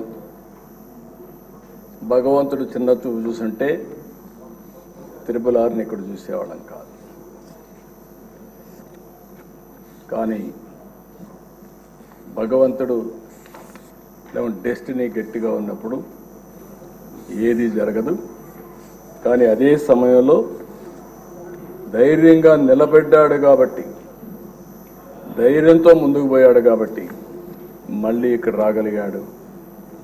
ఏమాత్రం కొద్దిగా కూడా భయపడుంటే భయమే రఘురామకృష్ణరాజు గారు చంపేసేది. ఆ ధైర్యానికి, ధైర్య సాహసాలకు మారు పేరైనటువంటి రఘురామకృష్ణరాజు గారిని మనస్ఫూర్తిగా అభినందిస్తూ, అలాంటి వాళ్ళు మనందరికి కూడా, మీ అందరికి కూడా చాలామంది యంగ్స్టర్స్కి ఆదర్శం కావాల్సిన అవసరం ఉంది. అది కూడా మీరందరూ గుర్తుపెట్టుకోవాల్సి కోరుతూ, డిప్యూటీ స్పీకర్ గారు, మీరు ఆ పదవికి వన్నీ తెస్తారని, మన శాసనసభను ఒక సమున్నతమైన సభగా నిర్వహిస్తారని మనస్ఫూర్తిగా ఆశిస్తూ, మనస్ఫూర్తిగా మీకు అభినందన తెలియజేసుకుంటూ, మీ సాహసాన్ని గురించి, ధైర్యాల గురించి రాజీ పడాల్సిన అవసరం లేదు. అదే సమయంలో మళ్ళీ ఒక కోరుతున్నా, ఆ కుర్చీ ఔన్నత్యాన్ని పెంచే విధంగా, సభని ముందుకు తీసేపోయే విధంగా మీరు అన్ని విధాలుగా ప్రవర్తించాల్సిందిగా, ప్రయత్నం చేయాల్సిందిగా కోరుకుంటూ, భగవంతుడు ఆ శక్తిని మీకు ఇవ్వాలని మనస్ఫూర్తిగా ఆకాంక్షిస్తూ, మీ ద్వారా భవిష్యత్తులో కూడా ఈ రాష్ట్రానికి అనేక మంచి కార్యక్రమాలు జరగాలని మనస్ఫూర్తిగా ఆకాంక్షిస్తూ మీ దగ్గర సెలవు తీసుకుంటాను. Thank you.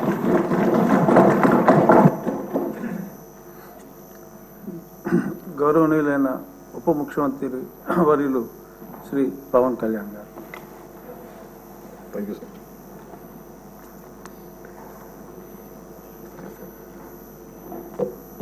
డిప్యూటీ స్పీకర్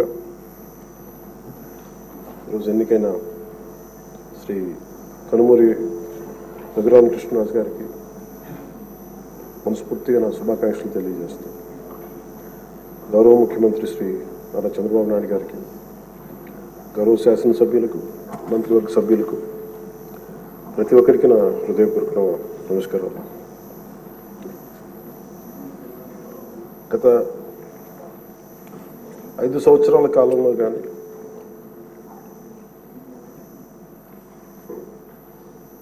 నా పొలిటికల్ అబ్జర్వేషన్ కానీ, నేను పాలిటిక్స్ రావడానికి రీజన్ కానీ 7 దశాబ్దాలుగా మన చరిత్ర చదువుకున్న రైట్ ఫ్రమ్ మన ఫ్రీడమ్ ఇండిపెండెన్స్ మూమెంట్ నుంచి చిన్నప్పుడు స్కూల్లో చరిత్ర చదువుకున్నా కానీ చాలా గొప్ప గొప్ప మహానుభావులు ప్రాణత్యాగాలు చేసి పోరాటాలు చేసి ఈ దేశాన్ని నిర్మించారు, ఈ వ్యవస్థలు నిర్మించారు.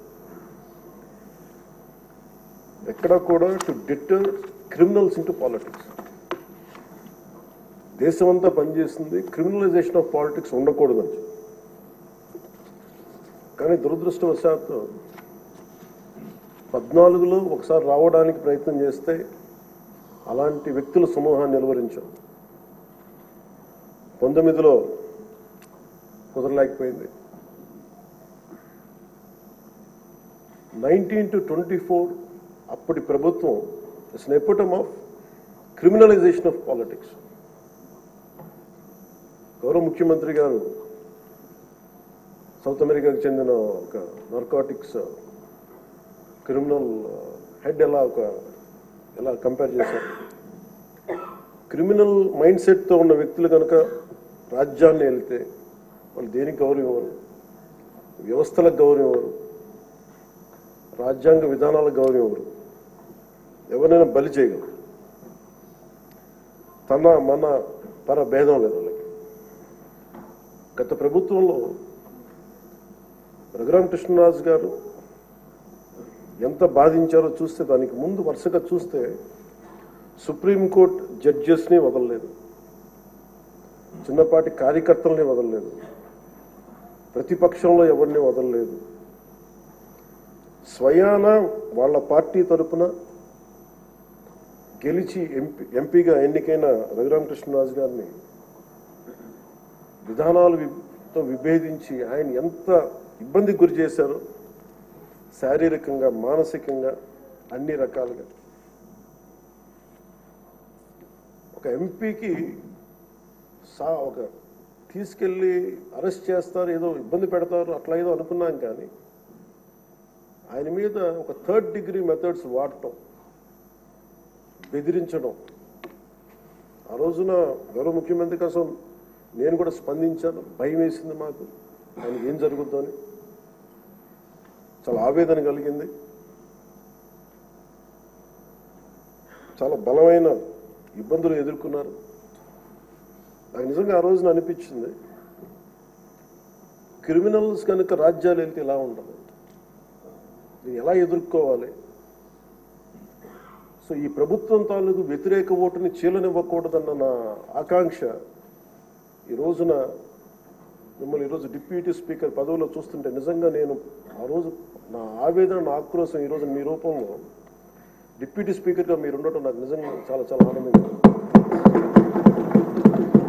ఇక్కడ మొన్న ఆ రోజు మీరు కూడా ఉన్నారు, మనం సభ ప్రారంభమైనప్పుడు దాదాపు ఇక్కడున్న సభ్యులందరూ కూడా దాదాపు 80% సభ్యులు, మన అచ్చెన్నాయుడు గారి దగ్గర నుంచి, మీ దగ్గర నుంచి, చంద్రబాబు నాయుడు గారి దగ్గర నుంచి అందరూ కూడా ఏదో ఒక రకంగా క్షోభ అనుభవించిన వాళ్ళు, బాధలు అనుభవించిన వాళ్ళు, సోషల్ మీడియా అబ్యూస్ని భరించలేదు. నాటి 100% అందరూ ఏదో ఒక విధంగా సోషల్ మీడియా అబ్యూస్ అయితే జరిగింది. ఇలాంటి పరిస్థితుల్లో మనందరం కలిసికట్టుగా ఉండి ప్రజాస్వామ్యాన్ని కాపాడినందుకు మనస్ఫూర్తిగా ఈ సభకు నేను మనస్ఫూర్తిగా ధన్యవాదాలు చెప్పుకోండి మీతో. ఇది భవిష్యత్తులో మీరు ఈ పదవిని అలంకరించారు, మీరు మీకు ఆవేదన ఉంది, మీ కోపం ఉంది. రచ్చబండ కార్యక్రమం ద్వారా మీరు కూడా మాట్లాడాల్సిన అవసరం లేదు. యాక్చువల్లీ మీరు కూడా అలాంటి, మీ దగ్గర మాటకి చాలా బలమైన పదులు ఉంటుంది, మీ మాటకి హాస్యం ఉంటుంది, గుడ్ సెన్స్ ఆఫ్ హ్యూమర్ ఉంటుంది మీ దగ్గర. కానీ రచ్చబండ అనే ఒకటి కార్యక్రమం మీరు ప్రారంభించాలి అంటే ఎంత విసిగిపోతే మీరు ప్రారంభిస్తారు, ఎంత నిస్సహాయత ఉంటే ప్రారంభిస్తారు. నేను చాలాసార్లు అనుకుని ఇంత అడ్డగోలుగా క్రిమినలైజేషన్ ఆఫ్ పాలిటిక్స్ జరిగితే ఎవరు రారాలని అనుకునేవాడిని. నేను ఎప్పుడు ఒకటే నమ్మాను, సైంటిఫిక్ మన Newton's third law, for every action there is an equal and opposite reaction అని. అలాగే కర్మ ఎవరిని వదలదని. మిమ్మల్ని ఎవరైతే మీకు అడుగు పెట్టనివ్వం, మీ నియోజకవర్గంలో మిమ్మల్ని అడుగు పెట్టనివ్వం, మిమ్మల్ని అడుగు పెట్టనివ్వం అని చెప్పి ఛాలెంజ్ చేసిన వాళ్ళు ఈరోజు అడుగు పెట్టలేకపోయారు. కర్మ అంత బలంగా ఉంటుంది. 56,777 ఓట్లతోటి దాదాపు 59.80% ఓటుతోటి గెలిచి మీరు ఎమ్మెల్యేకి వచ్చారు గుండి నియోజకవర్గం. ఈ రోజున వాళ్ళకి వై నాట్ 175 అలా అన్న మాటల దగ్గర నుంచి కానీ ఈ రోజున అడుగు పెట్టడానికి కూడా భయం ఉంది. మిమ్మల్ని ఎదుర్కోవాలంటే భయం. ఎందుకు మనం వ్యవస్థల్ని కాపాడాలి, ఎందుకు రూల్స్ పాటించాలి అంటే మనిషి అధికారం మదం ఎక్కి అహంకారంతో ఉంటే ప్రకృతిలో ఏమీ జరగదు, ఏమి అనుకోవడానికి లేదు. దానికి నిదర్శనమే సభ, దానికి నిదర్శనమే మిమ్మల్ని ఎంత హింసించి మీరు డిప్యూటీ స్పీకర్గా 14 ఏళ్ళు సుదీర్ఘమైన అనుభవం ఉండి ఒక నవ నిర్మాణాన్ని సైబరాబాద్ లాంటి ఒక కొత్త నిర్మాణాన్ని, సిటీని నిర్మించిన ఒక అనుభవజ్ఞులు ఆయన ఇబ్బందులు పాలు చేసి జైల్లో పెట్టి నలిపి, నాకు చాలా భయం ఉండింది. మిమ్మల్ని అరెస్ట్ చేసినప్పుడు మీరు ఎట్లా వస్తారో బయటకు, అంత భయం ఎలా ఉండిందో. గౌరవ ముఖ్యమంత్రి గారిని ఆ రోజున అరెస్ట్ చేసినప్పుడు నాకు చాలా ఆవేదన ఉండింది. ఏం జరుగుతుందో లోపల, ఏం చేస్తారు. ఒక ఎంపీగా మిమ్మల్ని ఇలా చేయగలిగినప్పుడు ఆయన్ని కూర్చోబెట్టి రాష్ట్రంలో ఏమేం చేస్తారన్నది నిజంగా ఆవేదన. అది ఆ రోజు తగులుకు నాకు అనిపించింది. ఈ రోజున అందరం బయటకు వచ్చి నిలబడ్డాం. దేనికి? ఇది ఒక చంద్రబాబు గారి కోసం, మీకోసం కదా. ప్రజాస్వామ్యాన్ని నిలబెట్టాలి. ప్రజాస్వామ్యం it should be eternal vigilance. మనకి ఎటర్నల్ అంటే నిరంతర పహారా లేకపోతే మనకి సరిహద్దుల్లో దేశం మన హద్దుల్ని ఎలా కాపాడుకుని నిరంతర పహారా అవసరము. ప్రజాస్వామ్యాన్ని కాపాడుకోవడానికి నిరంతర పహారా అవసరం. అందుకని మేమందరం eternal vigilance is essential for democracy.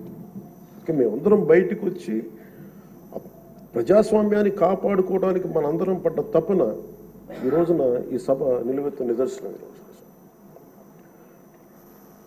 మీరు ఖచ్చితంగా మీరు సభా గౌరవాన్ని నిలబెట్టాలని మనస్ఫూర్తి. మీ విట్టు కోల్పోకండి, మీ సెన్స్ ఆఫ్ హ్యూమర్ కోల్పోకండి. ఎందుకంటే మీరుంటేనే లైవ్లీగా ఉండి, మీరుంటే అన్ని నవ్వులు పువ్వులు ఉన్నాయి చూడండి. ఆనందాన్ని తీయకండి. అట్ ది సేమ్ టైం మేము కోరుకునేది కూడా ఆ ప్రజాస్వామ్యం తాలూకా విలువల్ని, ఆ భాషని కాపాడు. సభల్లో భాష దిగజారిపోతే అది రోడ్ల మీదకి వెళ్ళిపోతుంది ఈరోజు. అంటే ఎవరు ఏం మాట్లాడుతున్నారో ఇష్టం వచ్చినట్టు మాట్లాడి, బూతులు తిట్టి, మేము ఇళ్లలోకి వచ్చి మీ ఇంట్లో మీ ఆడపడుచుని రేపులు చేస్తాం, మీ పిల్లల్ని ఎలా అంటాం. అడ్డగోలు ఈరోజు ఇంతమంది మాట్లాడుతున్నారంటే దానికి చట్టసభల్లో నుంచే ఆ కదలిక మొదలు. ఆ హుందాతనం పోయింది సభలో. తిరిగి మీరు డిప్యూటీ స్పీకర్గా, అయ్యన్న పాత్రుడు గారు స్పీకర్గా ఆ హుందాతనాన్ని మీరు తిరిగి తీసుకురావాలి. 1-2 సందర్భాల్లో మనం వచ్చినప్పుడు ఎవరో ఒక మాట ఏదో అంటే గౌరవ ముఖ్యమంత్రి చంద్రబాబు నాయుడు గారు ప్రత్యేకించి చేయొద్దు, మళ్ళీ ఇంకా అలాంటి కల్చర్ తీసుకురాకండి, అది అయిపోయింది గతం. సో అది మీరు మనస్ఫూర్తిగా దాన్ని పాటించి ఈ సభ గౌరవాన్ని నిలబెట్టాలని కోరుకుంటా ఉన్నాను. ఒక విన్నపం అధ్యక్ష స్థానంలో కూర్చున్న మీకు,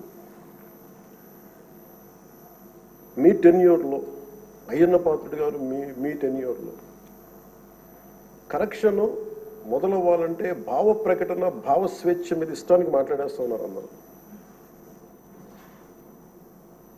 మనకి గౌరవ మంత్రి లోకేష్ గారిని బుద్ధులు తిడతారు.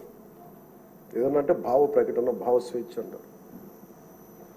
దీనికేదో ఒక ఫైనల్ కరెక్షన్ ఈ సభలో జరగాలని కోరుకుంటున్నాను.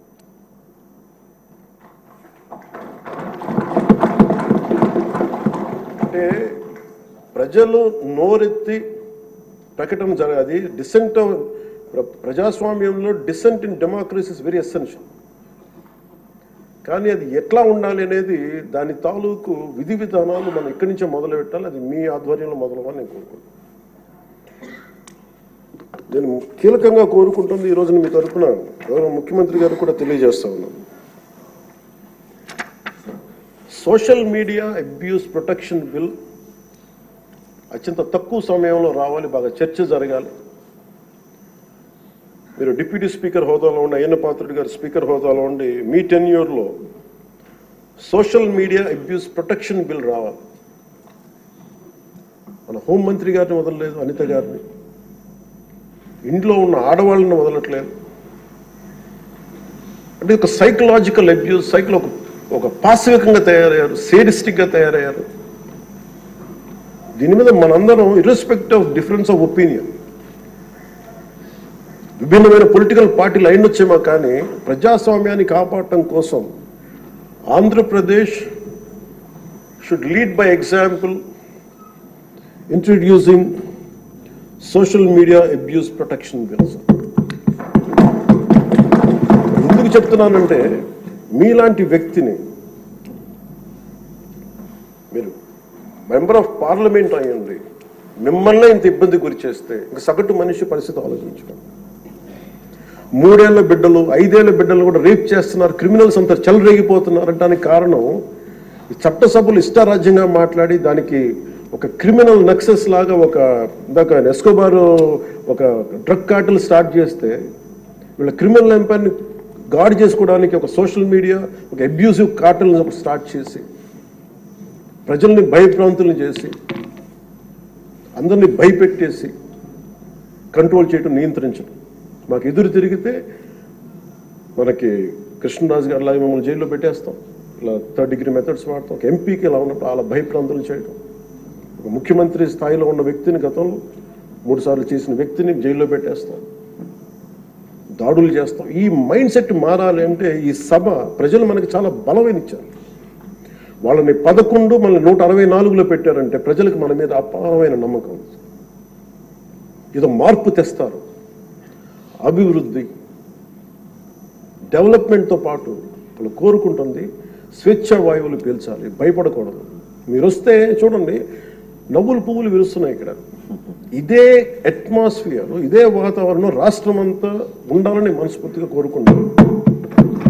మనం ఎంత ఆనందంగా నవ్వుతున్నాం. మనం సీరియస్ ఇష్యూస్ మాట్లాడుతున్నాం, మనకి వ్యతిరేకమైన విభేదాలు ఉంటాయి, అభిప్రాయ భేదాలు ఉంటాయి, ఒకటి సాధించుకోవడానికి భిన్నమైన అభిప్రాయాలు వస్తాయి. కానీ ఇదంతా కూడా చాలా సుహృద్భావ వాతావరణంలో జరగాలని నేను మనస్ఫూర్తిగా కోరుకున్నాను. సో మరోమారు మీరు పడ్డ వేదన, మీరు చేసిన పోరాటం, సినిమాల్లో హీరోలు, నేను కూడా చేస్తాను కాబట్టి చెప్తున్నాను, దెబ్బలకి నటించడం చాలా కష్టం. దెబ్బ పడితే వేరుగా ఉంటాం. కానీ మీరు నిజ జీవితంలో దెబ్బలు తిన్నారు. ఎంత శక్తి కావాలి, ఎంత పోరాట పటిమ కావాలి, ఎంత శౌర్యం ఉండాలి, ఎంత ధీరత్వం ఉండాలి మీకు. ప్రభుత్వం వస్తో లేదో తెలియదు, మళ్ళీ వాళ్ళే రావచ్చు, కానీ తట్టుకొని మీరు నిలబడ్డారు చూసారా, దానికి మీకు హ్యాట్స్ ఆఫ్ సార్. వండర్ఫుల్. మీరు ఎలా నిలదొక్కున్నారో, మీరు ఎలా ధైర్యంగా ఉన్నారో అది రాష్ట్రం అందరికీ మమ్మల్ని కోరుకుంటున్నాం. మీది ఏది కోల్పోకండి. మీ సెన్స్ ఆఫ్ హ్యూమర్ మటుకు 80% కోల్పోకండి.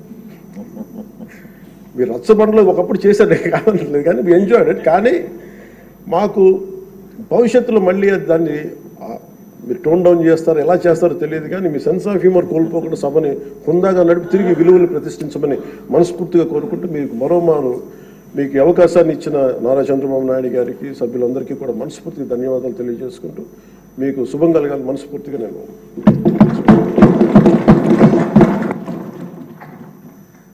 గౌరవనీయ మంత్రివర్యులు సత్యకుమార్ గారు. అధ్యక్ష, ముందుగా ఈ ఆంధ్రప్రదేశ్ శాసనసభ ఉపసభాపతిగా నియమితులైన సందర్భంగా, బాధ్యతలు చేపడుతున్న సందర్భంగా మీకు శుభాకాంక్షలు తెలియజేస్తున్నాను. పోరాట పటిమకు రాజీ పడని ఒక మనస్తత్వానికి ప్రతీక మీరు.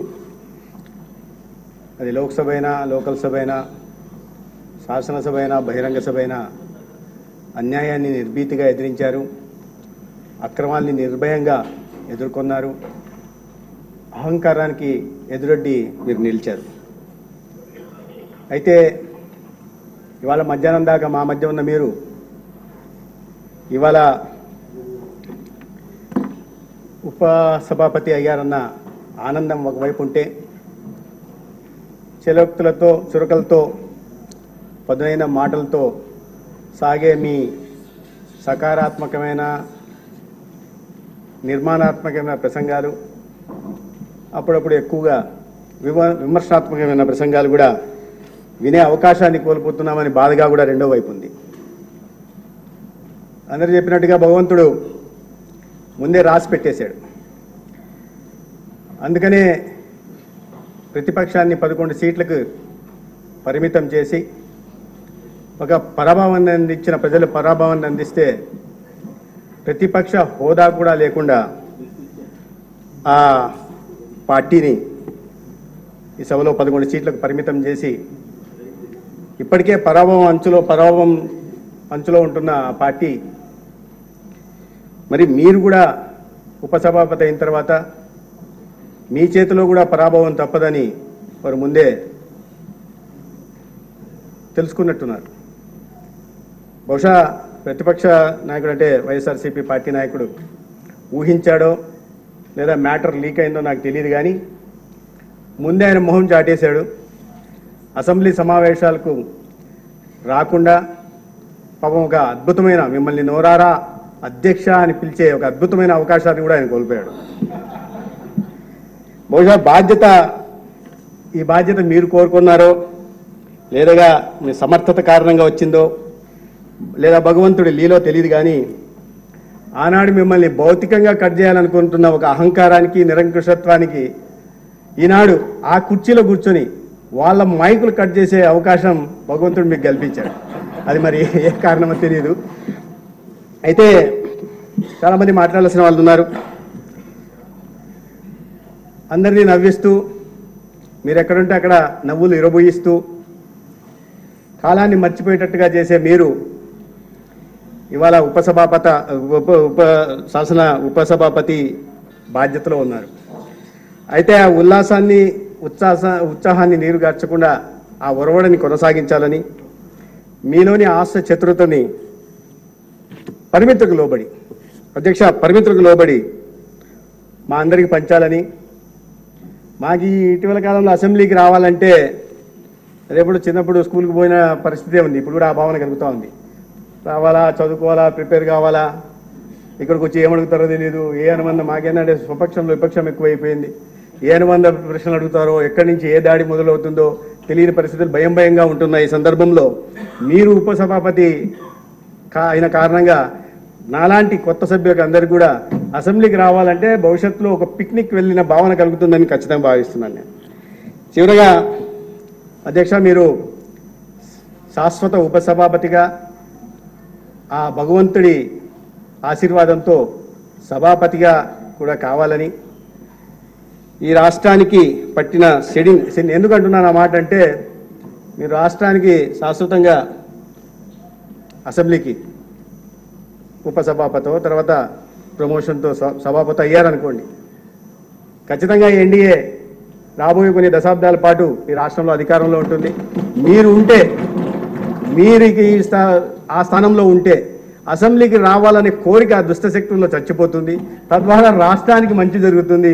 ఈ రాష్ట్రానికి గౌరవ ముఖ్యమంత్రి గారు చంద్రబాబు నాయుడు గారు, ఉప ముఖ్యమంత్రి గారు పవన్ కళ్యాణ్ గారు ఏ కలయిత కంటున్నారో, ఏ స్వర్ణాంధ్ర 2047 నిర్మాణం కావాలనుకుంటున్నారో అదేవిధంగా ఈ సభలో ఉంటున్న మేము అందరం కూడా ఆ కళ సాకారం కావాలని కోరుకుంటున్నాము. ఆ కళ సాకారం కావాలంటే మీరు శాశ్వతంగా ఆ స్థానంలో ఉండాలని కోరుకుంటూ ధన్యవాదాలు తెలియజేస్తాను. భారతీయ జనతా పార్టీ శాసనసభాపక్ష నాయకులు విష్ణుకుమార్ రావు గారు. అధ్యక్ష, మిమ్మల్ని అధ్యక్ష పిలిచే అనే అవకాశం నాకు కలిగినందుకు ముందుగా గౌరవనీయులైన చంద్రబాబు నాయుడు గారికి, పవన్ కళ్యాణ్ గారికి ధన్యవాదములు తెలియజేసుకున్నాను అధ్యక్ష. ఎందుకంటే మీకు నాకు ఉన్న వ్యక్తిగతమైన అనుబంధం, నేను 1976లో 76 నుంచి 78 వరకు ఇంటర్మీడియట్ చదివిన తర్వాత ఆంధ్ర యూనివర్సిటీలో బీఫార్మసీలో యూనివర్సిటీ మొత్తానికి ఫస్ట్ సీట్ నాది అధ్యక్ష. కాలేజీలోకి వెళ్ళాక తర్వాత ఎవరు వస్తారు, మనకు తెలుసున్న వాళ్ళు, ఫ్రెండ్స్ అనేది సహజం ఆ రోజుల్లో. దాంట్లో ఒక 10 రోజుల తర్వాత మీరు రావటం జరిగింది అధ్యక్ష. సో మీరు నేను ఇద్దరం కలిసి ఒక సుమారు 2 నెలల కాలము బీఫార్మసీలో చదవటం జరిగింది, కాలేజ్కి వెళ్ళటం జరిగింది. తర్వాత మీరు పోస్ట్ గ్రాడ్యుయేషన్ కంటిన్యూ చేశారు. నేను ఆంధ్ర యూనివర్సిటీ ఇంజనీరింగ్ కాలేజీలో సీట్ వచ్చిన వలన అప్పుడే కాలేజీ సీట్స్ మొదలుపెట్టారు ఇవ్వటము, అందుకు నేను ఇంజనీరింగ్కి రావటము జరిగింది అధ్యక్ష. మీకు నాకు 46 సంవత్సరాల అనుబంధం ఉంది అధ్యక్ష.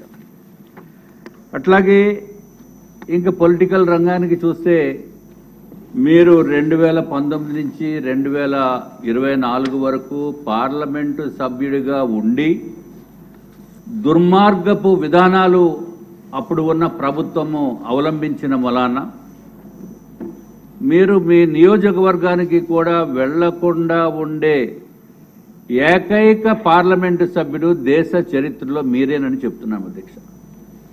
మీరు రికార్డు సృష్టించారు.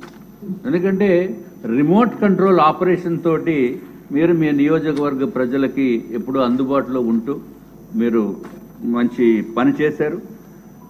కానీ ఒకటి మాత్రము నిజము, దుర్మార్గపు ప్రభుత్వము ఏదైతే జగన్మోహన్ రెడ్డి గారు నియంతృత్వ పరిపాలనా విధానాల్లో ఎవరిని వదల, మిమ్మల్ని అయితే భౌతికంగా టార్చర్ పెట్టి పుట్టినరోజు నాటినే తీసుకెళ్లి మిమ్మల్ని అరెస్టు చేసి నానా ఇబ్బందులకి గురి చేసి లాఠీలతోటి బాది చాలా చాలా దారుణమైన పని చేశారు. అట్లాగే చంద్రబాబు నాయుడు గారిని కూడా విశాఖపట్నం ఎయిర్పోర్ట్కి నుంచి బయటికి వచ్చినప్పుడు, ఇప్పుడు ప్రస్తుత హోంమంత్రి వర్యులు కూడా ఉన్నారు, అనిత గారు ఉన్నారు, అప్పుడు దుర్మార్గంగా రోడ్డు మీదే కదలకుండా పెట్టి కోడిగుడ్లు విసిరి, టమోటాలు విసిరి, వాటర్ బాటిల్స్ విసిరి, చెప్పులు విసిరి నానా దుర్భాషలాడుతూ ఇబ్బంది పెట్టిన మాట వాస్తవం. అది దుర్మార్గపు ముఖ్యమంత్రి, ఆనాటి ముఖ్యమంత్రి చేయించిన విధి విధానం. అట్లాగే ఆఖరికి చంద్రబాబు నాయుడు గారిని, ఆనాటి ప్రతిపక్ష నేత వారిని విశాఖపట్నం నుంచి అదే మళ్ళీ ఆ రోజే వెనక్కి పంపించడం జరిగిన దుర్మార్గపు పని ఎక్కడ ప్రపంచంలోని చేసి ఉండరు అధ్యక్ష. అట్లాగే పవన్ కళ్యాణ్ గారిని, ఆయన ఒక ప్రముఖమైన పాత్ర పోషిస్తున్న వ్యక్తి ఆంధ్ర రాష్ట్ర రాజకీయాల్లో. అట్లాగే జనసేన అధ్యక్షుడు వారిని కూడా విశాఖపట్నం వస్తే ఎన్నో ఇబ్బందులు గురిచేసి ప్రజావాణి అనే కార్యక్రమానికి వారు ప్రజల దగ్గర ఏదైతే సమస్యలు ఉన్నాయో తీసుకుందామనే ఉద్దేశంతో వారు ఒక ప్రోగ్రాం పెట్టుకుంటే ఆ ప్రోగ్రాంకి రాకుండా నోవాటెల్ హోటల్లో ఉంచేసి ఆఖరికి ఎయిర్పోర్ట్ నుంచి నోవాటెల్ హోటల్కి వెళ్ళేటప్పుడు కూడా బయటికి వచ్చి ప్రజలకి అభిమానం చూపిందామని అనుకున్న పరిస్థితుల్లో కూడా అది కూడా చేయనివ్వకుండా కర్కశత్వంగా ప్రవర్తించిన ప్రభుత్వము అంతకుముందు ఉన్న ప్రభుత్వం అధ్యక్ష. తర్వాత ప్రజావాణి కార్యక్రమాన్ని ఆపారు, అడ్డుకున్నారు. అడ్డుకుని ఆఖరికి వారు మిగిలిన వారు చేశారు కానీ పవన్ కళ్యాణ్ గారు రానివ్వకుండా చేసింది అదే నియోజకవర్గంలో నేను కంటెస్ట్ చేశాను అధ్యక్ష. నార్త్ నియోజకవర్గం నా పైన కంటెస్ట్ చేసిన వ్యక్తి వేరే వ్యక్తి కేకే రాజు గారు ఉన్నాడు. ఆయన దుర్మార్గపు పనులు చేసి ముఖ్యమంత్రి గారిని ఆప్ చేసి పవన్ కళ్యాణ్ గారిని ఆప్ చేస్తే నేను ఎలక్షన్స్లో ఈ దుర్మార్గపు ప్రభుత్వము, దుర్మార్గపు ముఖ్యమంత్రి, దుర్మార్గపు ఈ రౌడీ రాజు అని చెప్తే నా పైన పెద్ద కేసులు బోల్డ్ సెక్షన్లు పెట్టి నన్ను అరెస్ట్ చేసి, అంటే టెక్నికల్ అరెస్టు, మళ్ళీ బెయిల్ మీద బయటకు వచ్చి ప్రచారం చేశాం. అధ్యక్ష, ఈ లాస్ట్ ప్రభుత్వము ఎవరిని వదల్లా. ఏదో విధంగా ఇబ్బందులు, భౌతికంగా ఇబ్బందులు లేకపోతే ఆర్థికమైన ఇబ్బందులు క్రియేట్ చేసిన ప్రభుత్వం. ఎదిరించారని చెప్పి విపరీతమైన ఇబ్బందులు పెట్టి, నాకు కూడా ఏదైనా ఉన్నా ఓపెన్గా మాట్లాడే మనస్తత్వం ఉన్న వ్యక్తిని. అట్లాగే నా అదృష్టం ఏంటంటే నేను భారతీయ జనతా పార్టీలో ఉన్న మలాన నేను తప్పించుకున్నాను, లేకపోతే మీకు ఏదైతే విధంగా ఆ ట్రీట్మెంట్ జరిగిందో నాకు కూడా అదే విధంగా జరిగేదానికి ఎక్కువ అవకాశాలు ఉండేవి. కానీ ఆనాటి పెద్దలు కొంత అభయం ఇచ్చారు కాబట్టి నేను బయటపడ్డాను నేను అనుకుంటున్నాను అధ్యక్ష. అట్లాగే ఏదైనా ఇప్పుడే గౌరవ డిప్టీ మంత్రివర్యులు ముఖ్యమంత్రి గారు చెప్పడం జరిగింది. ప్రొటెక్షన్ యాక్ట్ ఏదైతే మనకి సోషల్ మీడియా ప్రివెన్షనో ఏ విధంగా చేయాలో, ఎవరికి ఇబ్బందులు లేకుండా తప్పనిసరిగా యాక్షన్ తీసుకురావాల్సిన అవసరం ఉంది. అట్లాగే అధ్యక్ష, ఇంకొక విషయము తమరి ద్వారా ముఖ్యమంత్రి వర్యులకి, డిప్టీ ముఖ్యమంత్రి గారికి, ఇక్కడ ఉన్న అసెంబ్లీలో ఉన్న ప్రతి ఒక్కరికి కూడా నేను తెలియజేసుకుంటున్నాను. ఎప్పుడైనా ఇటువంటి దుర్మార్గపు పనులు చేసి ఈ రౌడీజంని ప్రవర్తించిన వ్యక్తులపైన యాక్షన్ తీసుకోకపోతే ఇది ఒక అలసత్వంగా వాళ్ళు బిహేవ్ చేసేదానికి అవకాశం ఉంటుంది. కాబట్టి ఖచ్చితంగా ఎటువంటి చర్యలైనా సరే తీసుకోవాల్సిన బాధ్యత, అంటే టెక్నికల్గా అవ్వచ్చు లేకపోతే ఏదో విధంగా అవ్వచ్చు, బాధ్యత తీసుకోవాల్సిన అవసరం ఉందని చెప్పి మీకు తెలియజేసుకుంటూ అధ్యక్ష. అట్లాగే మీరు పడిన ఇబ్బందులకి, మీరు పడిన బాధల్ని అన్నీ కూడా గౌరవ ముఖ్యమంత్రి వర్యులు, ప్రస్తుత ముఖ్యమంత్రి వర్యులు చంద్రబాబు నాయుడు గారు గుర్తించి తమరికి ఉండి నియోజకవర్గం నుంచి సీటు ఇచ్చి అక్కడి నుంచి మీరు అత్యంత అద్భుతంగా గెలిచి మీరు ఈ స్థానాన్ని, ఉపసభాపతి స్థానాన్ని అధిరోహించినందుకు ముఖ్యంగా వ్యక్తిగతంగాను మా పార్టీ భారతీయ జనతా పార్టీ తరఫున కూడా మీకు అభినందనలు తెలియజేసుకుంటూ, ఎన్ని ఇబ్బందులకి గురైనా సరే, ఎన్ని బాధలకి మీరు ఓర్చినా సరే, మీరు మాత్రము లక్షలాది మంది ప్రజల అభిమానాన్ని మీరు పొందారు అధ్యక్ష. అట్లాగే డిప్యూటీ స్పీకర్గా మీకు కొంత మనకి నేను ఎప్పుడో చిన్నప్పుడు పల్లెటూరులో ఉన్న భాష అంతా అప్పుడప్పుడు మీ దగ్గర నుంచి మేము వినేవాళ్ళము. కానీ అవన్నీ కూడా ఆ యాస, ప్రాస, వాడుక భాష అవన్నీ కూడా ఇప్పుడు కొంచెం వాడేదానికి అవకాశం ఉండకపోవచ్చు. అదొక్కటే కొంచెం ఉంది, కట్టడి చేసుకోవాల్సిన అవసరం ఉంది. తప్పనిసరిగా మీరు మీ రాజసము, మీ ధీరత్వము, అట్లాగే మీ ధైర్యము, ఒక రాజసాన్ని మీరు అందరికీ చూపించారు. నిజమైన మనకి రాజ్యాలు లేవు కానీ ఒక రాజు ఏదైతే ఎన్ని ఇబ్బందులు ఎదురైనా సరే ప్రజల గురించి పోరాడుతాడని చెప్పి చూపించిన వ్యక్తుల్లో మీరు ఒకరు. తప్పనిసరిగా మిమ్మల్ని అందరూ కూడా మెచ్చుకుంటున్నారు. ఇంతమంది ఎమ్మెల్యేస్ అందరూ కూడా వచ్చి మిమ్మల్ని మీకు అభినందనలు తెలియజేశారు. అధ్యక్ష, మీ ద్వారా ఇంకొకటి చెప్తున్నా, అందరూ ఎమ్మెల్యేస్ అంతా అందరూ ఉన్నారు కాబట్టి ఎప్పుడు చూసినా ముఖ్యమంత్రి గారు మలానా, పవన్ కళ్యాణ్ గారు మలానా మాకందరికీ గెలిచామని చెప్తున్నారు. భారతీయ జనతా పార్టీ పేరు కూడా చెప్పమని ఒక్కసారి మీ ద్వారా తెలియజేస్తున్నాను. ఎందుకంటే మూడు పార్టీల కూటమి అధ్యక్ష, ఇది ఇంపాసిబుల్. అటువంటి ఇంపాసిబుల్ థింగ్ని మళ్ళీ దాన్ని పాసిబిలిటీగా తీసుకువచ్చిన పవన్ కళ్యాణ్ గారికి, చంద్రబాబు నాయుడు గారికి, అట్లాగే మా ప్రధానమంత్రి నరేంద్ర మోడీ గారికి, అమిత్ షా గారికి కూడా ధన్యవాదములు ఈ సభ ద్వారా తెలియజేసుకుంటూ అధ్యక్ష, ఇది గనక మళ్ళీ ఇందాక మనం అనుకుంటున్న ఎస్కోబార్ గనక వచ్చి ఉంటే ఈ రాష్ట్రం అతాకుతలమైపోయింది, సర్వనాశనం అయిపోయింది. ఇదేమీ వ్యక్తిగతంగా పోస్టుల గురించో లేకపోతే ఇంకోటి కాదు అధ్యక్ష. నిజంగా రాష్ట్రాన్ని రక్షించింది ఈ 3 పార్టీల కలయిక అని చెప్పి మీ ద్వారా రాష్ట్ర ప్రజలందరికీ తెలియచేసుకుంటూ నేను కూడా వ్యక్తిగతంగా నిజంగా చెప్తున్నా, నేను మా పార్టీ వాళ్ళు నన్ను పార్లమెంట్కి వెళ్ళమన్నారు, కానీ జగన్మోహన్ రెడ్డి గారిని ఫేస్ చేయాలనే ఉద్దేశంతో నేను అసెంబ్లీకి రావడం జరిగింది అధ్యక్ష. దురదృష్టము ఆయన మళ్ళీ అసెంబ్లీకి రాకపోవటము, ఈ 5 సంవత్సరాలు రాకపోవటము, నేను ఏదైతే ఎక్కడికో ఢిల్లీ పార్లమెంట్కి వెళ్దాం అనుకున్న వ్యక్తిని నేను ఇక్కడే ఉండిపోవాల్సిన పరిస్థితి నాకు ఏర్పడింది. తప్పనిసరిగా జగన్మోహన్ రెడ్డి గారు కనీసం ఈ 5 సంవత్సరాల కాలం, ఇంకా 4.5 years ఉంది, ఎప్పుడోకప్పుడు వస్తారనేది చిన్న ఆశతోటి మనం ముందుకు వెళ్ళాలి. అట్లాగే రాజసం, మీరు ఈ కుర్చీకి రాజసం తెచ్చారు, అట్లాగే సభకి ఉందాతనం కూడా మీరు తీసుకుని వస్తారు. తప్పనిసరిగా సభలో ఉన్న వ్యక్తులు ప్రతి ఒక్కరూ కూడా మిమ్మల్ని అభిమానించే వాళ్ళే. నేను కూడా మీకు ఎంతో కాలం నుంచి ఇక్కడ ఉన్న అందరిలో కల్లా ఎక్కువ కాలం నుంచి తెలుసున్న వ్యక్తిని కాబట్టి నాకు కొంచెం ఎప్పుడైనా కొంచెం ఎక్కువ టైం ఇవ్వండి అధ్యక్ష. మీకు నమస్కారం.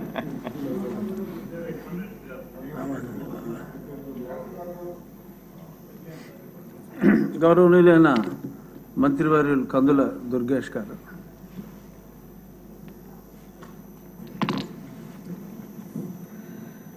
గౌరవ ముఖ్యమంత్రి గారు శ్రీ నారా చంద్రబాబు నాయుడు గారికి, ఉప ముఖ్యమంత్రి వర్యులు పవన్ కళ్యాణ్ గారికి నమస్కారాలు తెలియజేస్తూ, ముందుగా ఈ గౌరవ శాసనసభలో ఉపసభాపతిగా ఈరోజు ఆ కుర్చీలో కూర్చున్నందుకు మీకు ప్రత్యేకమైనటువంటి అభినందనలు, ధన్యవాదాలు తెలియజేస్తూ, మీరు ఆ కుర్చీలో కూర్చున్నప్పుడు మీ వైపు చూసి అలా పైకి చూస్తే సత్యమేవ జయతే అనేది కనబడింది. అంటే ఎప్పుడైనా కూడా సత్యం అంతిమంగా జయం సాధిస్తుందనేటువంటి మాట, అది మీ జీవితంలో స్పష్టంగా నిజమైందనేటువంటి మాటని ఈ సందర్భంగా నేను మనవి చేస్తూ ఉన్నాను. మీరు ఏదైతే రుజువర్తనతోటి ప్రజాస్వామ్యబద్ధంగా ఏ సమస్యలను అయితే పరిష్కరించాలని కృషి చేశారో, ప్రతికూల పరిస్థితులను సైతం అనుకూలంగా మలుచుకుని ప్రతికూల పరిస్థితుల్లో మీ ధైర్యాన్ని కానీ, మీ యొక్క స్థైర్యాన్ని కానీ, మీ రుజువర్తనను కానీ వదలకుండా మీరు నమ్మినటువంటి సిద్ధాంతాల పట్ల అంకితభావంతో పనిచేశారో అదే అంతిమంగా మీకు విజయాన్ని సాధించి పెట్టింది.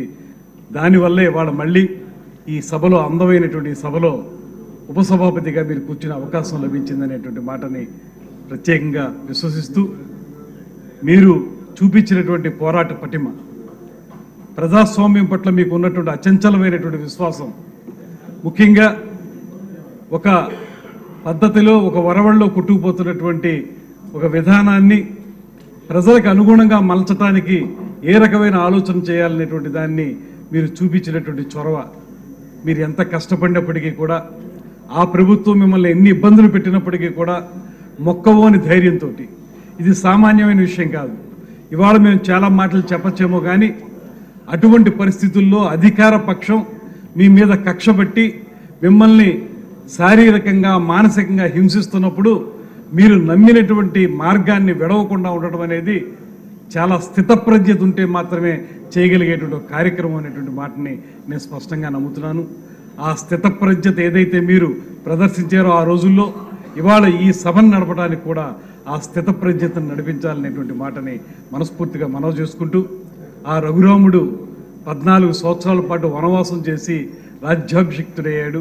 ఈ రఘురాముడు 5 సంవత్సరాలు వనవాసం కాకపోయినా అది ఇతరత్ర ఇబ్బందికరమైన పరిస్థితుల్లో ఉండి మళ్ళీ ఇవాళ ఉపసభాపతిగా రాజ్యాభిషిక్తుడు అవుతున్నందుకు మీకు అభినందనలు తెలియజేస్తూ, మీరు స్వధర్మాన్ని మాత్రం వదలకండి. గీతలో కూడా కృష్ణుడు చెప్పాడు, స్వధర్మం అనేది గొప్పది పరధర్మం కంటే అని. పరధర్మం ఎంత గొప్పది అయినప్పటికీ కూడా స్వధర్మం ముఖ్యం అనేటువంటి మాట చెప్పారు.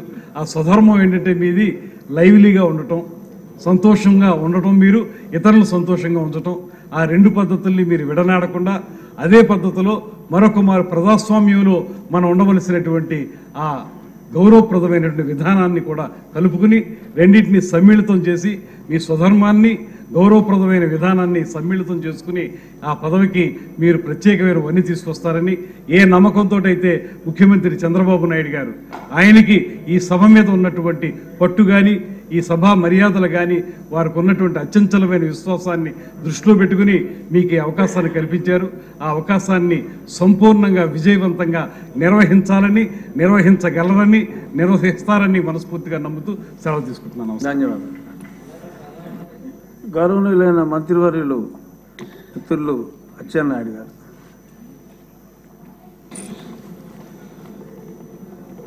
అధ్యక్ష,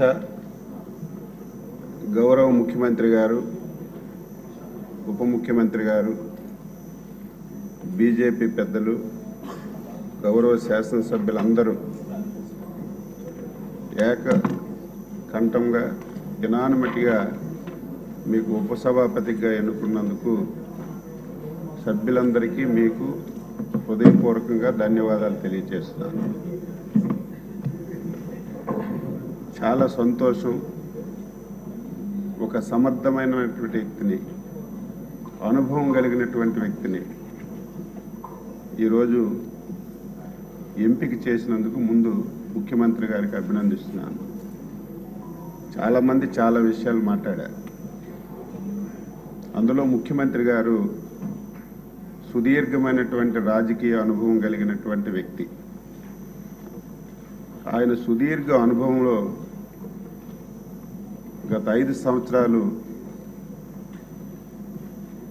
ఒకసారి మనం ఆలోచన చేస్తే ఆయన నిద్ర లేనటువంటి రాత్రులు ఎన్నో గడిపారు. ఆ రోజు ఆయన నాయకత్వంలో రాష్ట్ర పార్టీ అధ్యక్షుడిగా పనిచేశారు. ఇటు పార్టీని కాపాడడంతో పాటుగా, పార్టీలో ఉన్నటువంటి నాయకుల్ని కాపాడటంతో పాటుగా, సమాజంలో గత ప్రభుత్వం వల్ల ఎవరెవరికి ఇబ్బందులు జరిగాయో పార్టీలకు అతీతంగా ప్రతి ఇష్యూని ఒక సీనియర్ నాయకుడిగా, ఒక అనుభవం ఉన్నటువంటి నాయకుడిగా ఆ రోజు పనిచేసిన విషయాన్ని నేను గుర్తు చేస్తున్నాను. గత 5 సంవత్సరాల్లో నా అరెస్ట్ నుంచి ప్రారంభమైంది. ఎప్పుడు మనం రాజకీయాల్లో అధికారంలో ఉంటే ప్రభుత్వం తరపున సేవలు అందిస్తాం, ప్రతిపక్షంలో ఉంటే ప్రజల పక్షాన మనం సమస్యలు ప్రభుత్వం దృష్టికి తీసుకొచ్చి పరిష్కరిస్తాం. కానీ గత 5 సంవత్సరాలు అటువంటి పరిస్థితి ఆంధ్రప్రదేశ్లో మనం చూడలేదు. అటువంటి ప్రభుత్వాన్ని మనం చూసాం ఫస్ట్ టైం. ఆ రోజు ఒక వ్యక్తి, ఆ వ్యక్తి పేరు కూడా మనం మాటికి మాట్లాడుకోం.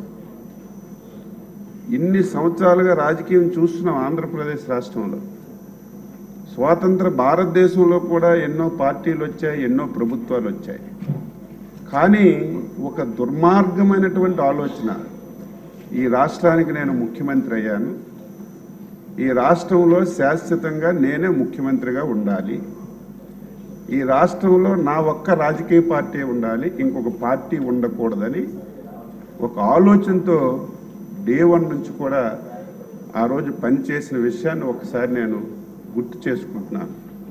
అందులో భాగంగా కక్ష సాధింపు చర్యలన్నీ కూడా మొదలయ్యాయి. ఎవరైతే ఆ రోజు ప్రభుత్వం పైన, ప్రభుత్వ నిర్ణయాలపైన, ప్రభుత్వం చేసినటువంటి తప్పుడు విధానాలపైన గొంతెత్తి మాట్లాడారు, ఒక్కొక్కరికి కేసులు పెట్టి అరెస్టులు చేసి ఏ విధంగా హింసించారు మనందరం కూడా చూసాం. అందులో భాగంగా మీరు కనీసం ఆ పార్టీ గుర్తు మీద గెలిచినటువంటి పార్లమెంట్ సభ్యులు మీరు కనీసం ఆ ఆలోచన చేయాలి. ఆ రోజు మీరు 151 స్థానాలతో ఆంధ్రప్రదేశ్ ప్రజలు గెలిపించారు. మీరు ముఖ్యమంత్రిగా చేసినటువంటి నిర్ణయాలు సరిగా లేవు, దీనివల్ల రాష్ట్రంలో అనేక ఇబ్బందులు జరుగుతున్నాయని చెప్పి మీరు ఆయన మంచి గురించి, ఆయన నడవడిక మార్చుకోవడం గురించి మీరు గొంతెత్తి మాట్లాడితే సొంత పార్టీ ఎంపీ అని చూడకుండా మీకు ఎన్ని ఇబ్బందులు పెట్టారు అందరూ కూడా చెప్పారు. ఆ రోజు నాకు బాగా గుర్తు, కరెక్ట్గా 2 గంటలకి మీకు ఎప్పుడైతే అరెస్ట్ చేశారో ఫస్ట్ అధ్యక్షులు వారు ఫోన్ చేసి ఆయన ఏ పార్టీ అయినా మన పార్టీతో సంబంధం లేకపోయినా మనం దీని మీద స్టాండ్ తీసుకోవాలి, ఆయనకు మనం మద్దతుగా ఉండాలని చెప్పి ఏ రోజైతే మీకు అరెస్ట్ చేశారో ఆ నిమిషం నుంచి మళ్ళీ మిలిటరీ ఆఫీసులో మీరు రిలీజ్ అయ్యి హాస్పిటల్లో మీ ఇంటికి చేరినంత వరకు ప్రతి నిమిషం మానిటరింగ్ చేసినటువంటి వ్యక్తి, సమాజ శ్రేయస్సు కోరినటువంటి వ్యక్తి చంద్రబాబు నాయుడు గారు. ఆ రోజు ఎవరు మాట్లాడలేకపోయారు, ఎవరు బయటికి రాలేకపోయారు. ఢిల్లీలో ఒక రిప్రజెంటేషన్ ఇద్దామంటే ఎవరు పలికినటువంటి పరిస్థితి లేదు. అప్పటికప్పుడు మా పార్లమెంట్ సభ్యుల్ని చెప్పి రిప్రజెంటేషన్స్ ఇచ్చి లాయర్స్తో మాట్లాడి ఏం జరుగుతుందో ఆ రోజు పర్యవేక్షించి ప్రజాస్వామ్యాన్ని కాపాడడానికి ఇటువంటి వ్యక్తులకు మనం రక్షణ లేకపోతే ఈ రాష్ట్రం చాలా దారుణంగా తయారవుతుందని అనునిత్యం నీకే కాదు మాకే కాదు ఒక సామాన్య పౌరుడికి చిన్న ఇబ్బంది జరిగినా మన బాధ్యతగా మనం చేయాలని చేసినటువంటి వ్యక్తి చంద్రబాబు నాయుడు గారు.